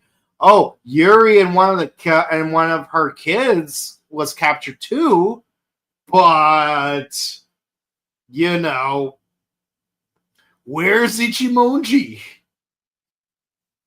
Yeah. Heck, even Tachibana's like, oh my god, everyone's missing. What do I do? Yeah, we're Where's Ichimonji? Yeah, we're losing cast members left and right. Yeah. Because again, I was like, wait, where's Mari? Yeah. She's not in this episode. Nope. Okay. Nope. And then like once everyone's outside on a bridge, like because they're being marched, it's like, oh, now the rider shows up in suit, by the way. Yeah, no, I'm gonna investigate this. I'm gonna see what the heck is going on here. Yeah, because I'm like confused. Like, is Ichimonji's actor just like not available in this batch of episodes? Is he not showing up to work? Is he just being a dick? Is he just like? I hope not. I'm hoping not, but then again, I'm like, yeah, we have Super One for that. Yeah. Yeah. But yeah, we defeat this monster, and Ichimonji just like rides off on the streets. It's like, okay, are we not gonna get like a real conclusion? Like, does Yuri get a second Dan off screen or something? Like, what's going on here? Yeah, also that part where apparently Ichimonji like finds some random guy that like he finds dead, or like that mysterious cloaked figure. I was like, there is a Bowie knife sticking out from the man's back. How did you not know that he was the bad guy? Yeah, that was kind of weird. Yeah, I'm like, no, the continuity ain't continuing here. Yeah. All right. Again, not much goes on in this episode. Besides, like, again, we're getting more focus on Yuri. Yeah. I mean, Mari gets a few seconds in this episode, and also Ayato, but the focus is more on Mari. Or no, I'm sorry, on Yuri. On Yuri, yeah. So it could have been just a thing of like, well, how come Yuri just didn't eat the armadillo? Yeah. Okay. I'm just as confused as you are. Like what's going on behind the scenes? Because honestly, like the only thing I really know about the behind the scenes is literally, is Fujioka's, injury, but I haven't seen much else about like any of the other cast members. What's going on? Yeah, it's not making much sense, honestly. Yeah. No, I'm gonna have to look into this. All right, yeah. So I would have to say, universally, yeah, most of these episodes are 7s with a couple of 6s in between. They're 6s as far as obviously, Mari and Yuri are really holding it together here, even though we're in the middle of a transaction now. You're right. We are focusing a lot on Taki more than we are Ichimonji. Yeah. We are focusing more. There is a transaction that we were focusing more on Mari than the other two, and now since Mari is leaving, we're getting a very like heavily Yuri focused episode, yeah. Just to get us going. Yeah, but again, like, why didn't you just like hype up all these characters from Jump, keep them hyped, and then when they leave, do it ceremoniously? Yeah, I'm just like, at times I'm just like, what's going? I mean, I know this is the first show, but what was going on at the time that we're losing everybody? Yeah, it's like okay, like Fujioka was gone, but like at the time, like we didn't know he was gonna come back. But like he's gone. But at least they explain, oh, he's in Europe. Freaking Shiro disappeared. Michi disappeared. Mari's about to disappear. Goro is going to disappear. Yeah, so it's kind of like, wait, but we had these episodes with these people. Like, what happened to them? We don't know. They just left. I'm like, all this right. is so perplexing, man. It's like, Yeah, it's very obvious that something was going on at the time, and yeah, well, again, the show was also very demanding. Remember, folks, the Power Rangers also said it that a lot of the actors were doing the stunts, and a lot of this stuff was experimental and new. So yeah, I wouldn't be surprised if Kamen Rider was doing the same thing. You know, like we lost Fujioka Sensei for a while, and who knows if Ichimonji was not going through the same bullshit of getting tossed around and blown up left and right. Yeah, and again, Fujioka's more remembered than hold on. I want to remember this dude's name because I feel so embarrassed about this. Hold on. We keep calling him Kimonji or Hayato, but we haven't really used his actual name. Yeah. Yeah. So like the actor for Hayato Chimonji is played by Takashi Sasaki. So don't we have a Dylan McDermott and Kit McDermott type of situation? But yeah, let's see. He was original number 2. He was in a couple of crossovers, but did voiceovers for most of it, like when he did O's and Deno. Yeah, don't confuse him with someone else named Takashi Sasaki, who did the equipment voice for Kamen Rider Blade. So just like with Kamen Rider Dragon Ride, don't confuse with Matt Smith, the pilot version of Kit Taylor, with Matt Smith from Doctor Who. Let's see. Sasaki consistent acceptance of offers of joining Kamen Rider stemmed from his joy reuniting with staff members whom he got along with well. On the morning of February 2nd, 82. Okay, so that's it is not related to.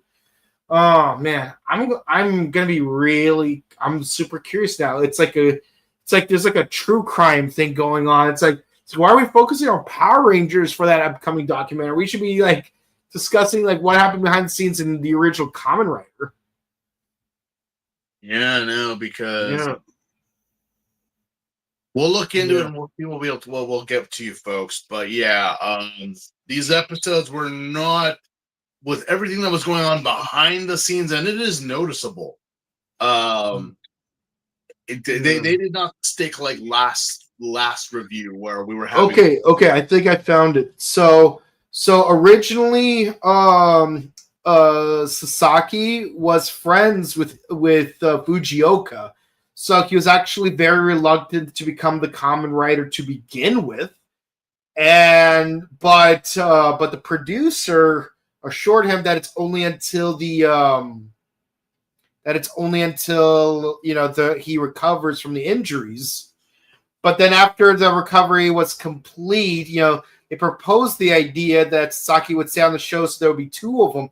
But he's like, no, I promised I would only stay for as long as Fujioka stayed, until Fujioka got better. He got better, so I'm dipping out.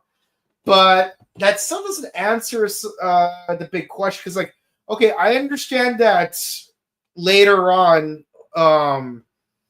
Ichimonji leaves to fight Shocker in Africa when Hongo comes back. Okay, I get that.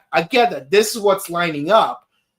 But like his absence before that doesn't really make much sense, because we're only like 33 episodes in. Like, Hongo won't come back until like towards the late 40s, maybe? Yeah. So that doesn't really explain why he's absent here. Yeah, no, it doesn't really. Well, I mean, I'm gonna look into it more, so we'll let you guys know what we find. Yeah. But yeah, no, as how you scored it, that's exactly how I would have said. Yeah. Yeah, and again, I would give the Anteater episode the highest score of this batch, just because, again, Mari's acting yeah. It's a lot more consistent, and also Taki, like freaking Taki was definitely the VP in these. It's episodes. like, again, why not just make Taki the Kamen Rider? I don't know.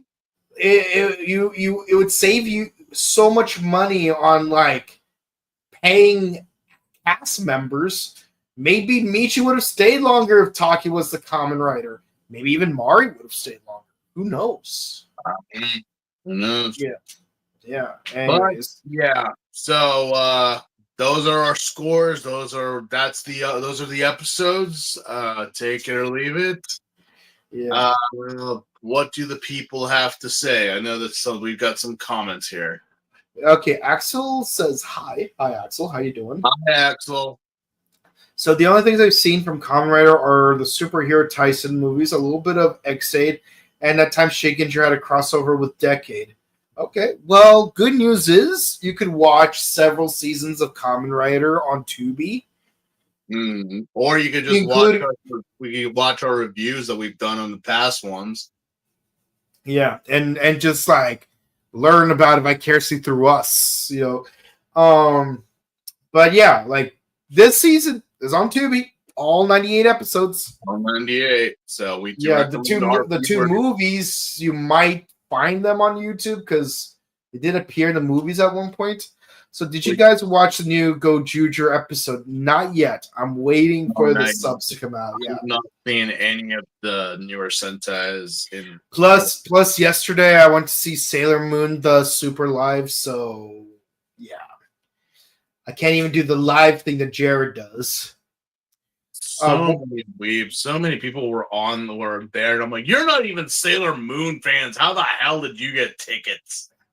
Well, I am a Sailor Moon fan. Well, no, yeah, but at the same time, I'm like, I had so many people like just on Insta stories and whatnot, just like, bro, you've never even seen Sailor Moon. Why the fuck are you there? Like, it's crazy. I'm one of the few people I met there that actually watched the live action.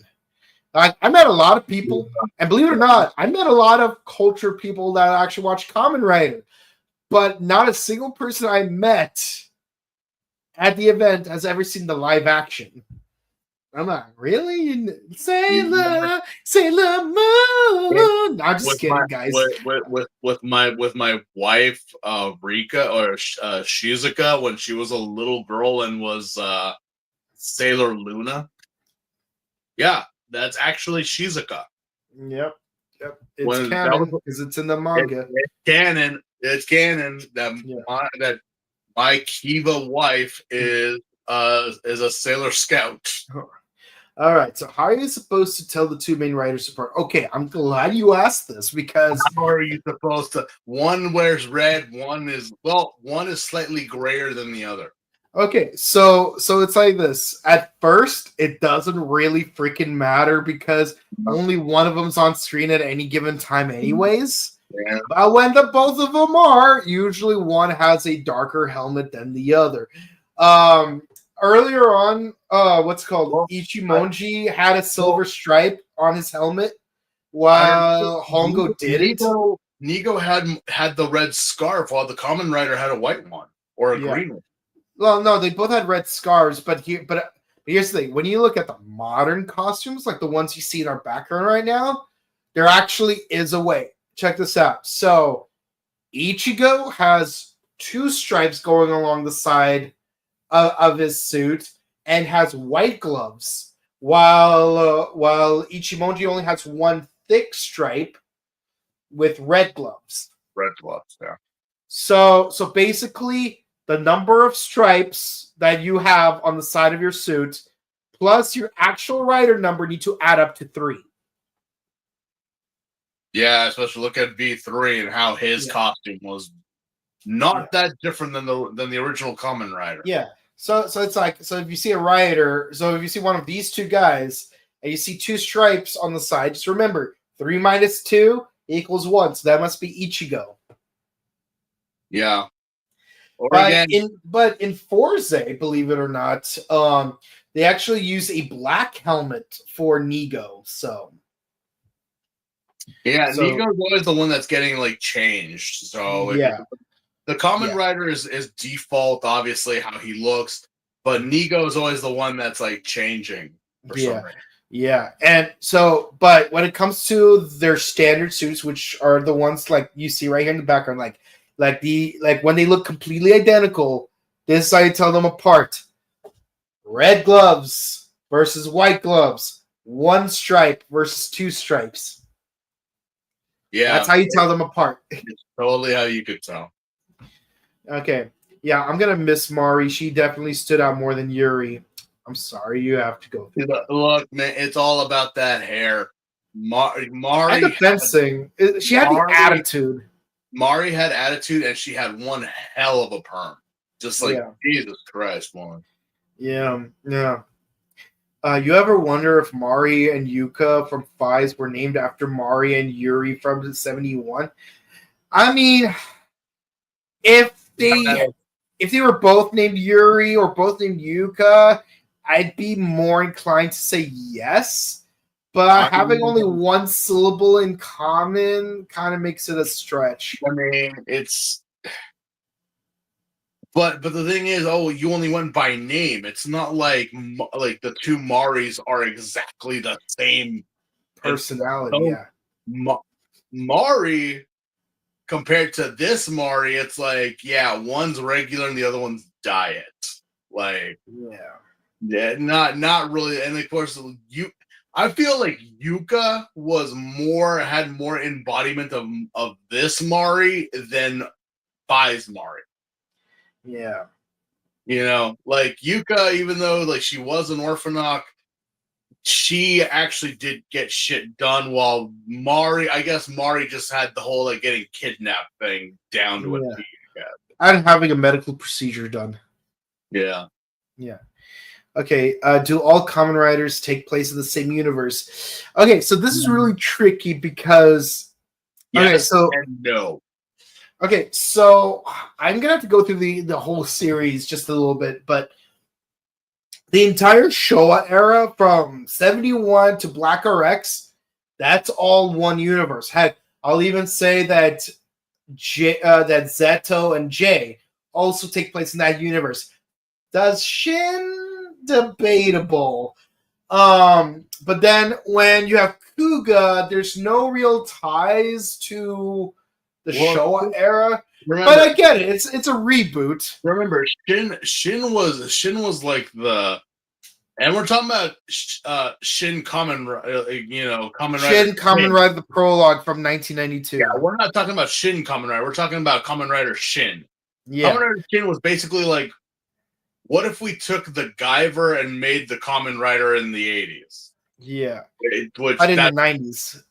In the late 90s, yeah. So it was a lot more like, gory, and it kind of made more sense. I'm like, well, if you were to augment a person with an insect, I mean, it would be more biological, like Cronenberg's The Fly, like getting a fucking suit of armor or something. But again, they've had multiple crossovers. They've had again with the Showa era.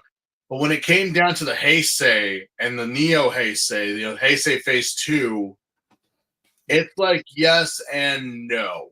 Because some of them are in different. So basically, Akito was debatable as to whether or not it was canon with Kuga. It was debatable.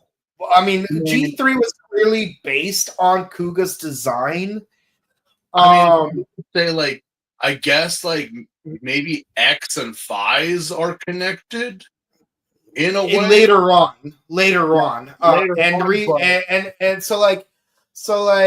Ryuki, like, he only has a dream of Agito in a Hyper Battle video, but that's just a dream, so it doesn't count. Every season after that was basically standalone up to Deno, which did later have a crossover with Kiva. So, like, I would say Deno and Kiva are definitely canon to each other. Also, the fact that, like, while yes, the shows do take place in Japan, they don't really like reference actual places in Japan. Like. Very rarely. Like, they might reference Shibuya, they might reference Kobe. We have like Zawami City. Futo and Zawami are definitely fictional cities. yeah, all the places are pretty much fictional. They are in Japan, but it's not really based. So you could honestly say, like, well, yeah, the Kamen Yeah, Riders. like Angel Grove, California is not a real place. Yeah, You might so recognize some locations, but it's not a real place. I'm pretty sure that there's a video on YouTube that explains the canonicity of Kamen Rider. Yeah. Because Yeah, so Decade basically takes place in its own pocket dimension with its own multiverse, but then in the Winter film that all just kind of like Thanos snapped and then combined. So starting with W, everything is now canon. All the way through Go, and then Go does it again where it's like, no, but we're not changing the past so much, we're changing the future. So it's like now everything from 01 to Gavu is sort of canon. But I don't think some of the earlier seasons earlier seasons of the Reiwa era really reference each other, but it's mainly due to COVID. yeah. So I mean, just you if you want to get into Kamen Rider, you can start anywhere. Yeah. You don't have to watch. You can start in most places, but that's also why we have very strict rules with the roulette that we do because like there's a reason why, like we're not doing Stronger on the wheel or why we're not doing Black RX, because Stronger is basically like a conclusion of a 5-season story arc. RX is a direct sequel to Black, and while you can technically watch Decade on its own, you don't really appreciate certain elements of it unless you watch the first 9 seasons beforehand. Yeah. So I mean, if you stick away from the anniversaries or from like the supposed like the checkpoints of a half decade or a decade, you're fine. You're fine. Yeah, But like just to make it simple, Tubi TV only has 5 seasons of Kamen Rider. 1971, Kuga, Ryuki, 01, and Geats. All 5 of these seasons, you can watch any of them in any order you want. It's not gonna matter. If you watch Heisei Generations Forever, you might be confused a little bit, but it's a separate video from you had some nerve to start with the Tyson and all that stuff. I'm like, yeah. I mean, to be fair, back when I was watching Kamen Rider in high school and early college, one of my friends was like interested, but in Kamen Rider, but was too busy, but wanted to experience all the seasons. So basically, the two of us just marathoned all of the summer films up to O's. Yeah. Next question. Yeah. Let's see. Anime Night 82. Ooh, first time commenter. Nice to meet you. What did you think? What do you think if they create a Sentai series where the heroes are vampires and the villains are humans? Having humans as the villains is very rare in Super Sentai. The only time they really had the main villain be a villain was Geki Ranger. It's like with Live Man, those 3 friends did betray them, but they did turn into aliens. And they weren't the main villains, technically. So that's dubious, but a Sentai season based off of vampires. Yeah. It would be interesting. That would luck. Be something, but again, how are you gonna deal with the daywalking aspect? I mean, if you had the whole like Sony sound effects room like King Oger did, it might be more doable. But just understand that how many people on the team are we gonna have like this? Yeah. For me personally, there's a reason why vampires would work better as a Kamen Rider than as a Super Sentai. I mean, now, I'll say this. I would say if this was to be a Sentai, we would start off with 3. Yeah. That's it. Just 3. And then maybe go the Abba Ranger route or go the Hurricane route of like adding 1 or 2 more later. But other than that, it's not even the Hurricane route of adding 2 more and then a 6th. Yeah, like how I mean, I would say this. I would say it would make more sense. I would say it would make more sense if they made it like all universal monsters instead of just vampires, like Vampire Red, Werewolf Blue, Witch Pink, Franken Black, and Merman Green, like something like that. How and again, how can you just imagine if they all came together and they formed like a Kiva looking mech? Yeah. I mean, there's already Kiva looking mech in Gotchard, but we don't talk about Gotchard. Oh, we don't talk about Gotchard. Yeah. All right. Axel comes back with, so what's the difference between Kamen Rider and Super Sentai? That's an interesting question to ask. There's 1, and then there's 5 or more. Yes. Yeah, it's very rare that Kamen Rider starts off with multiple riders, although they have been pushing that a lot during Neo Heisei.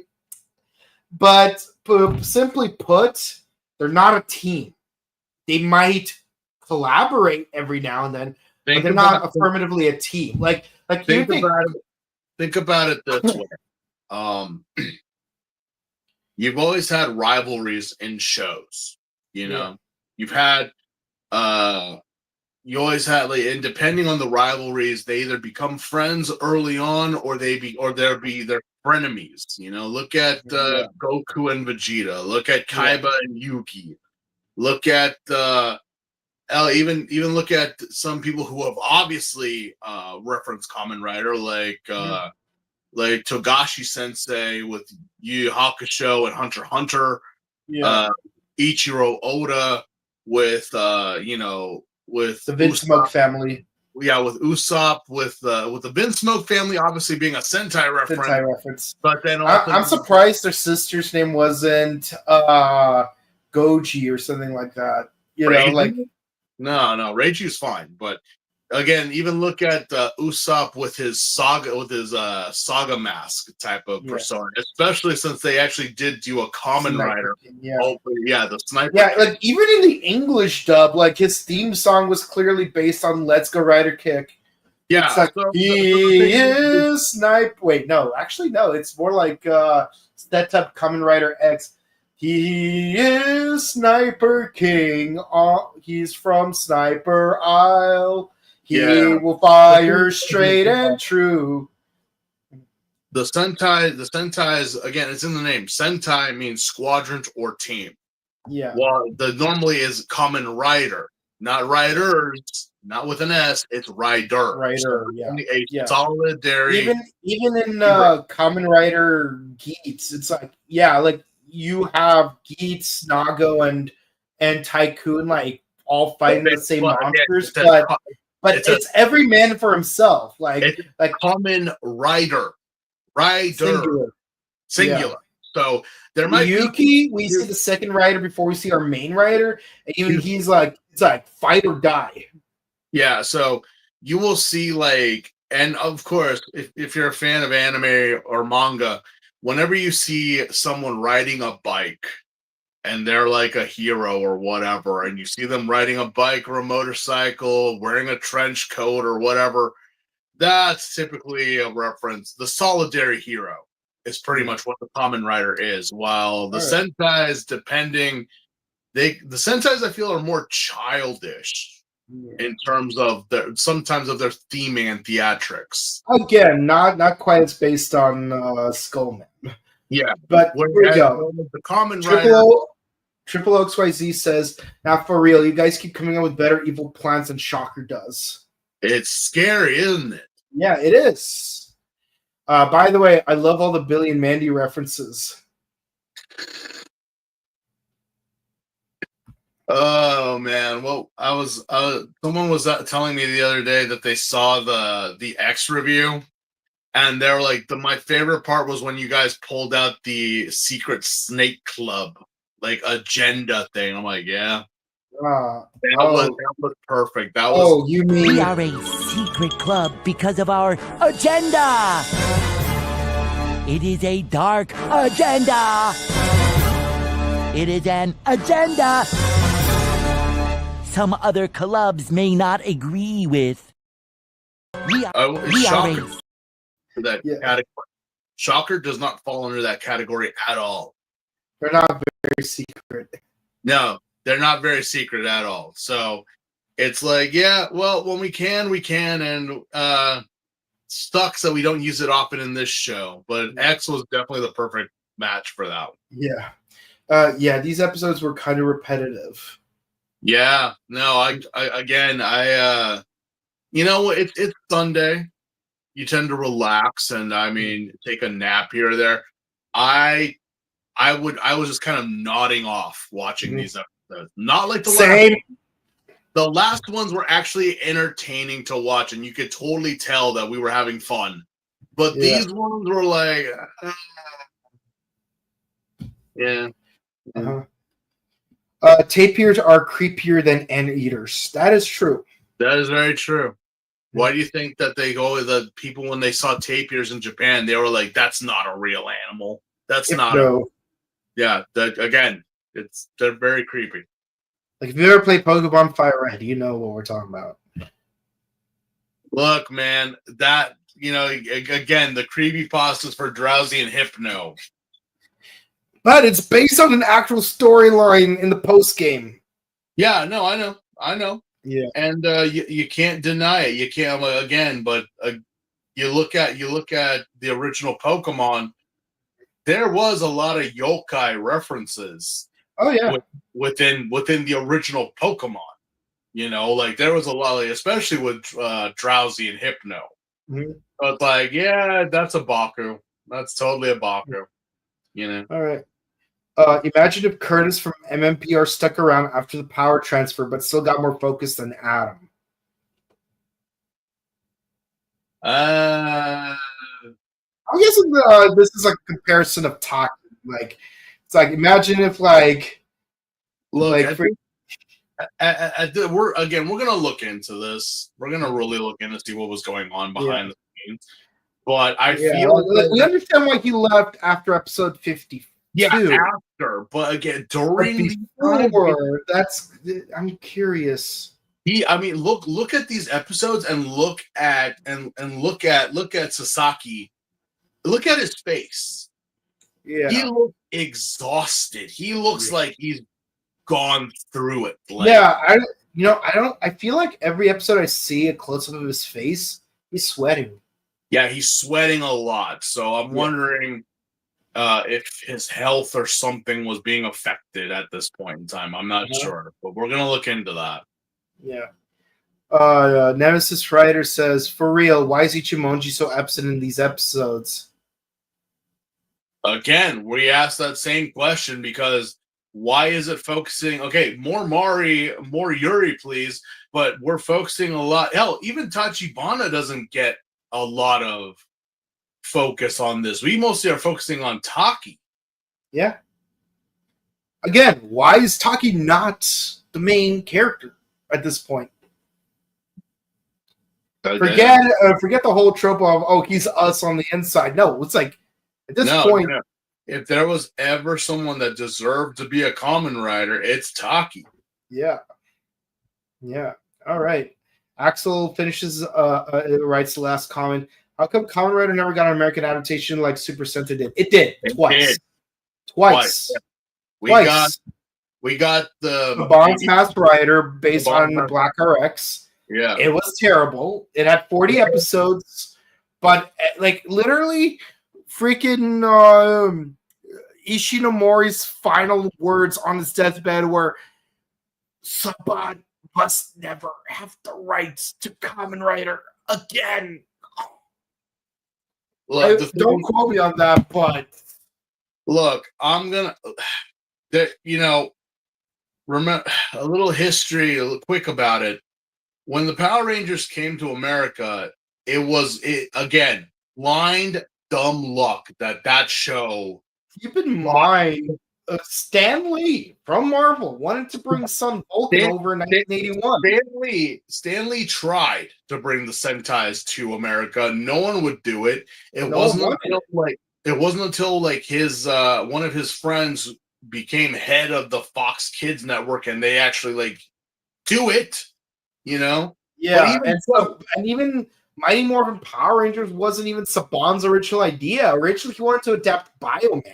yeah. So again, everyone to their mother started buying up properties in Japan to bring to America. And for better for worse, the thing is, okay, you can bring a property and adapt it. That's no problem. It's been done. Yeah. It's just the fact, like, are you putting it into an American audience is the question. So you could bring Power Rangers was again shot in the dark, lightning in a bottle. the thing Miracle was Mile. and here's the thing though. We had the Power Rangers. Mm-hmm. Then We had VR Troopers. Then VR Troopers came out, and it did well. It didn't have Power Ranger numbers, but it did well enough for a second season. It did well. That's the thing.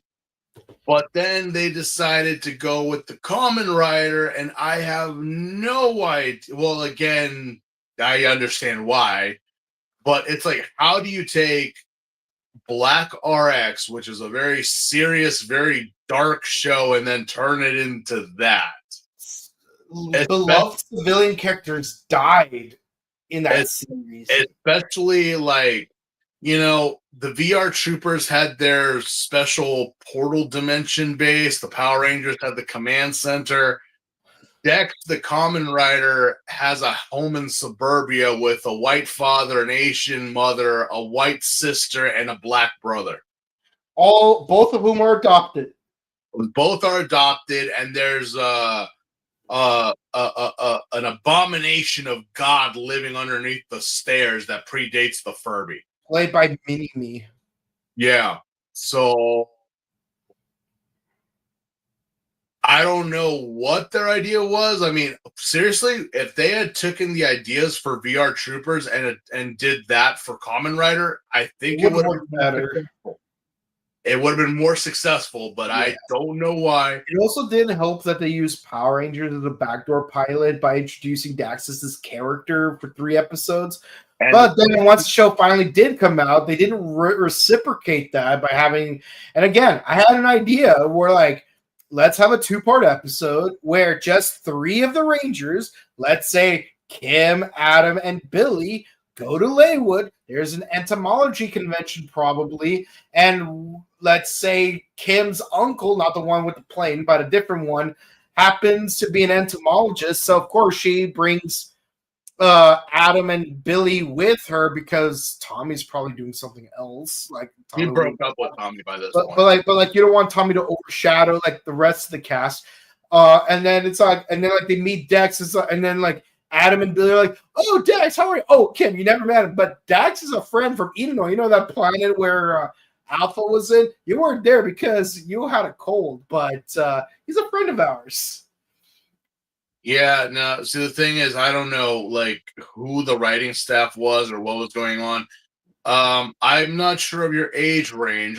By the sounds of it, you were not around the time of this. Again, look it up on YouTube. I suggest to all our viewers. All 40 episodes should be available on YouTube. I mean, even look up like quick reviews, the openings, and then go look at the Japanese, and you're gonna be like, "What?"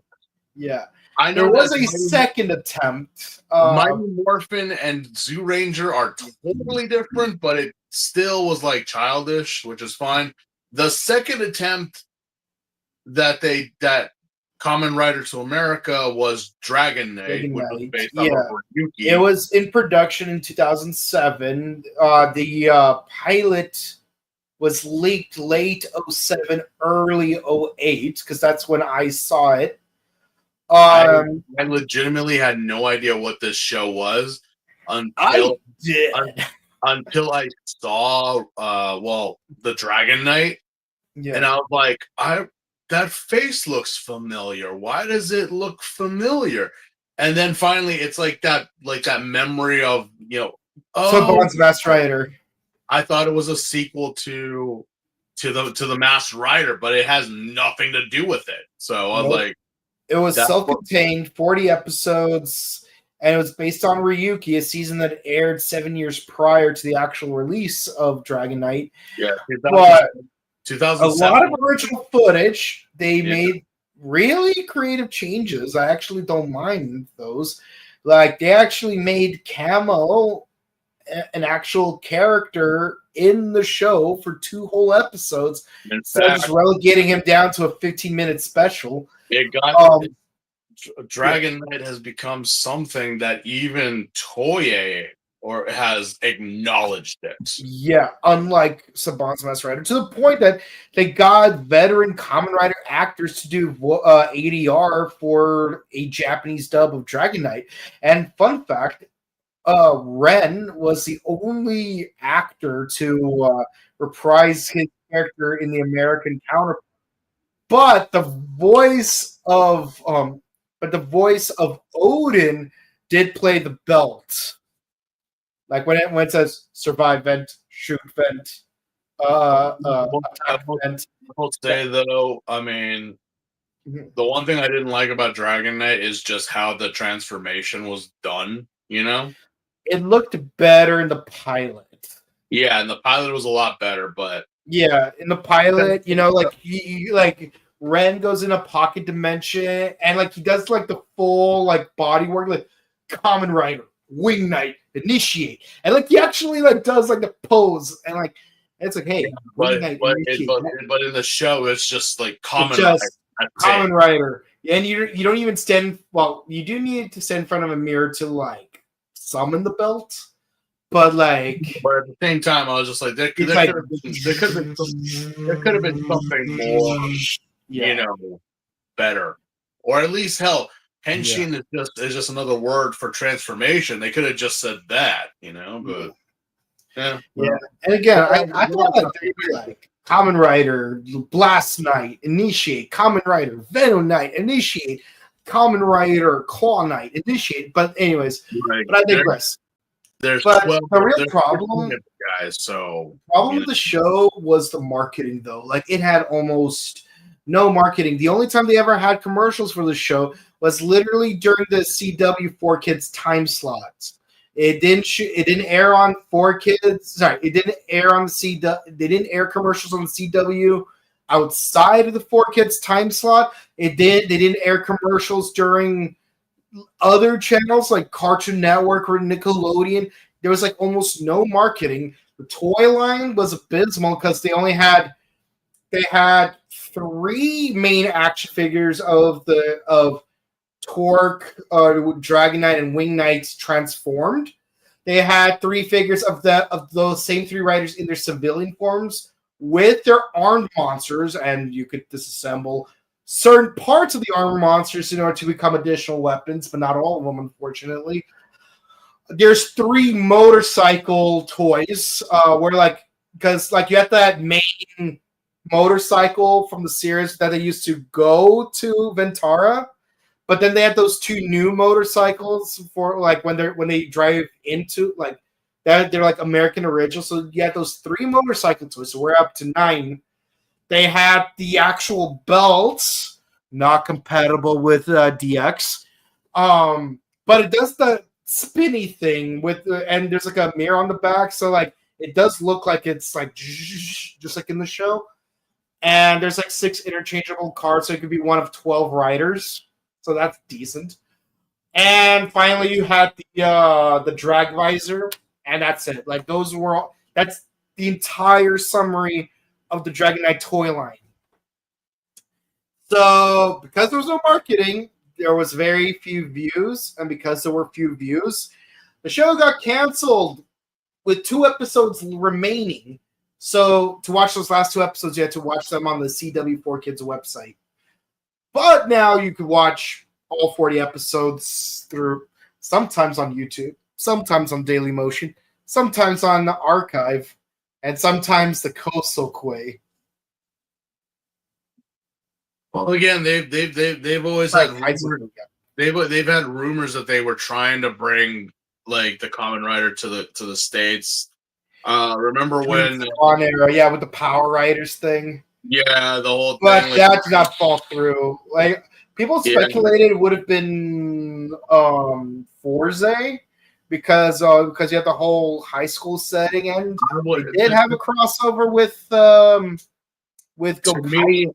to me, it boils down to look. They were not taking Power Rangers. Well, obviously, don't take it too seriously, but they were not really like putting their effort into making like a good show or series anymore.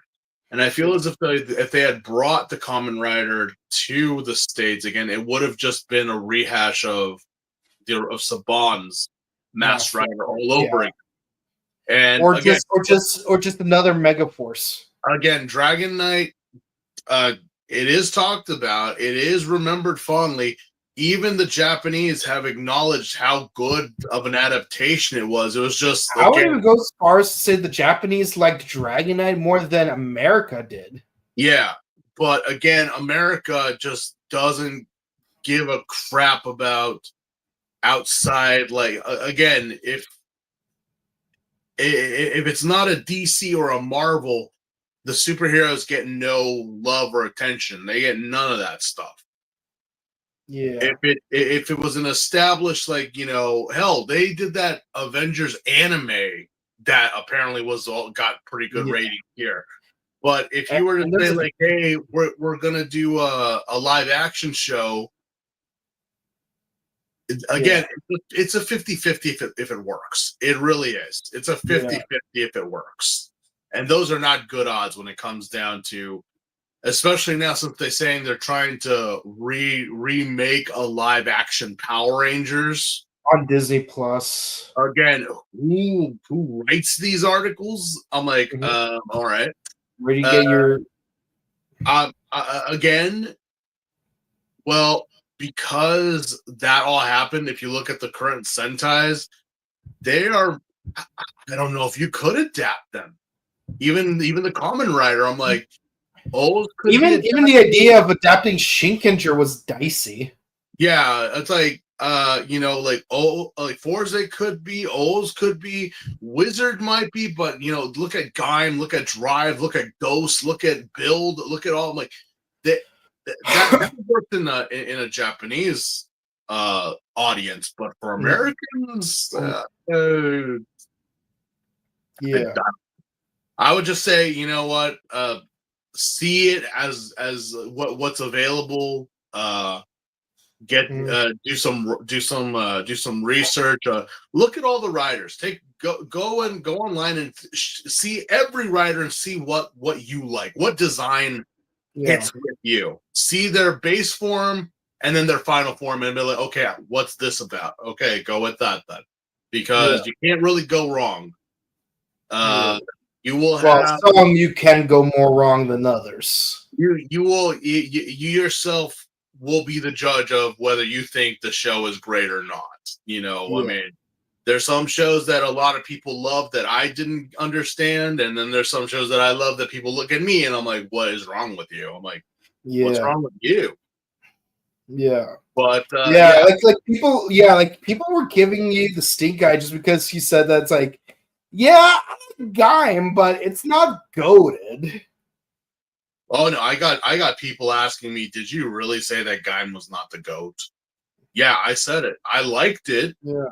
I enjoyed it, but I'm not saying it's like one of the all-time, like, oh my god, this is a Scorsese level type of masterpiece. There was a lot that I'm like, that could have been avoided. That could have been, but regardless. It's like, and this came up a lot yesterday after the Sailor Moon show. It's like people were like flabbergasted I said that, like, Go Kaiser wasn't the best season of Super Sentai. It's like, it's a good season, but it's not the best. It's like I know it's a lot of people's favorite. I know it's a lot of people's first, but yeah. It's kind of like that hot take that someone said that I was actually surprised, but I'm like, you know what? He makes a point. He's like, chocolate chip cookies are not the best cookies in the world. Oatmeal is a million times more better. And I'm like, Yeah, like here's a crazy You're take. It's right. like You're right. I like pepperoni pizza. I like the taste of pepperoni pizza, but part of me feels like pepperoni does not go on pizza just because of that fat content. You know, like it's too all greasy. preferences. It's all Yeah, preferences, obviously, but yeah, at the same time, yeah, it's like yeah. you know, we acknowledge it, we respect it. That's what we do here on these reviews. You Yeah. know, we take Everyone has the everything. right to their opinions. Heck, like we might have people who think that like Kamen Rider X is the best season of Kamen Rider. Some people might say Kamen Rider X is the worst season of Kamen Rider. We are somewhere in the middle. We just do it for the entertainment value. That's why I- I'm here. That's why I'm here. It's for the strict entertainment value. Like, I know a lot of people back in 2023 gave me a lot of hate just because I said that my Morphin wasn't even my top 10 most favorite seasons. I'm like, I got that too. I got that too. Yeah. But I was like, some guy was like, I dare you to say it again, and I did.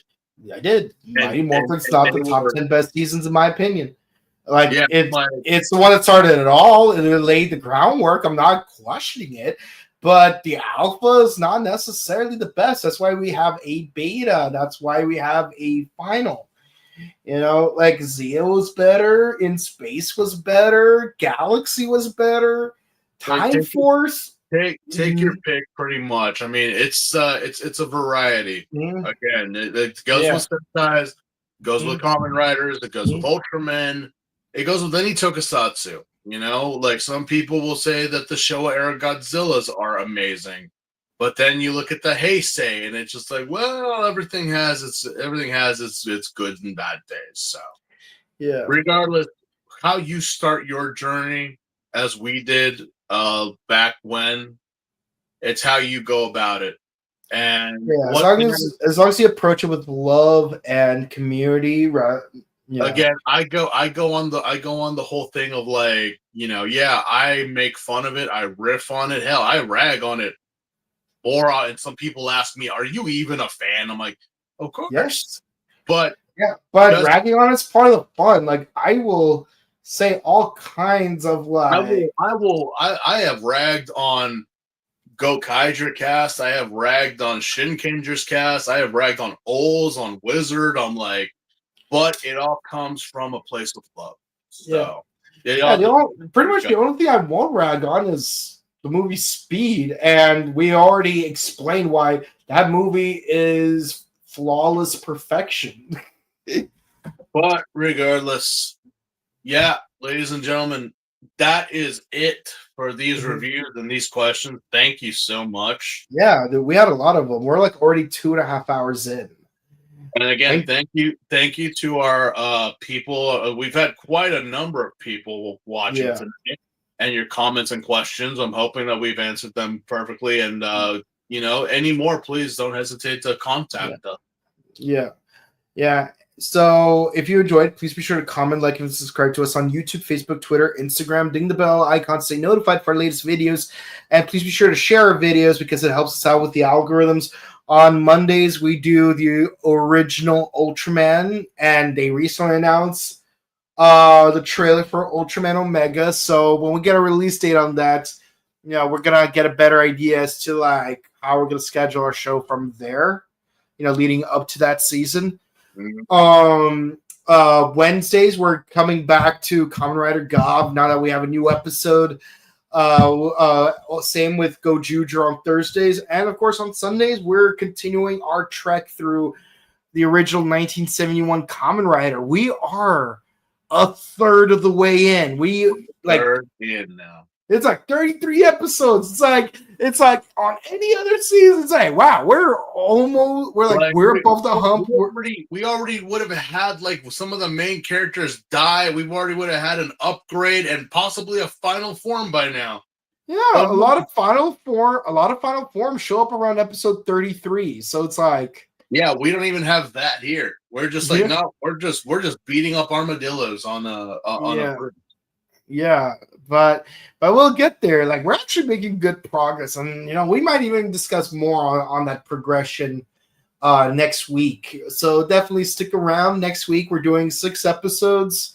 So we're gonna finish off with 34 through 39 next week. So definitely check those 6 episodes out on Tubi TV so you can watch it with us. If you want to say hi to us in person, we will be at the Pasadena Convention Center on May 24th for Pasadena Comic Con, and at Robo Toy Fest on June 4th at the Burbank Marriott. We hope to see you guys there. Until then, check out our sister channel, The Buttery Show, and I am going to upload a vlog maybe next week for my experience going to Sailor Moon, the Super Live. And if you want to follow our personal content, where the people can find you. Just on IG. Thank you so much, you guys. And you can find me on Instagram at Boken_Kabuto and on Twitch at twitch.tv/BokenKabuto, where we're also streaming our live streams as well for the Morphin Network. So thank you guys so much. We love you. Stay safe, stay hydrated, update emergency kits, hug your loved ones. And remember, the moonlight is a symbol of love, while the armadillo is a symbol of nightmare fuel. Have a good one. Bye. All right.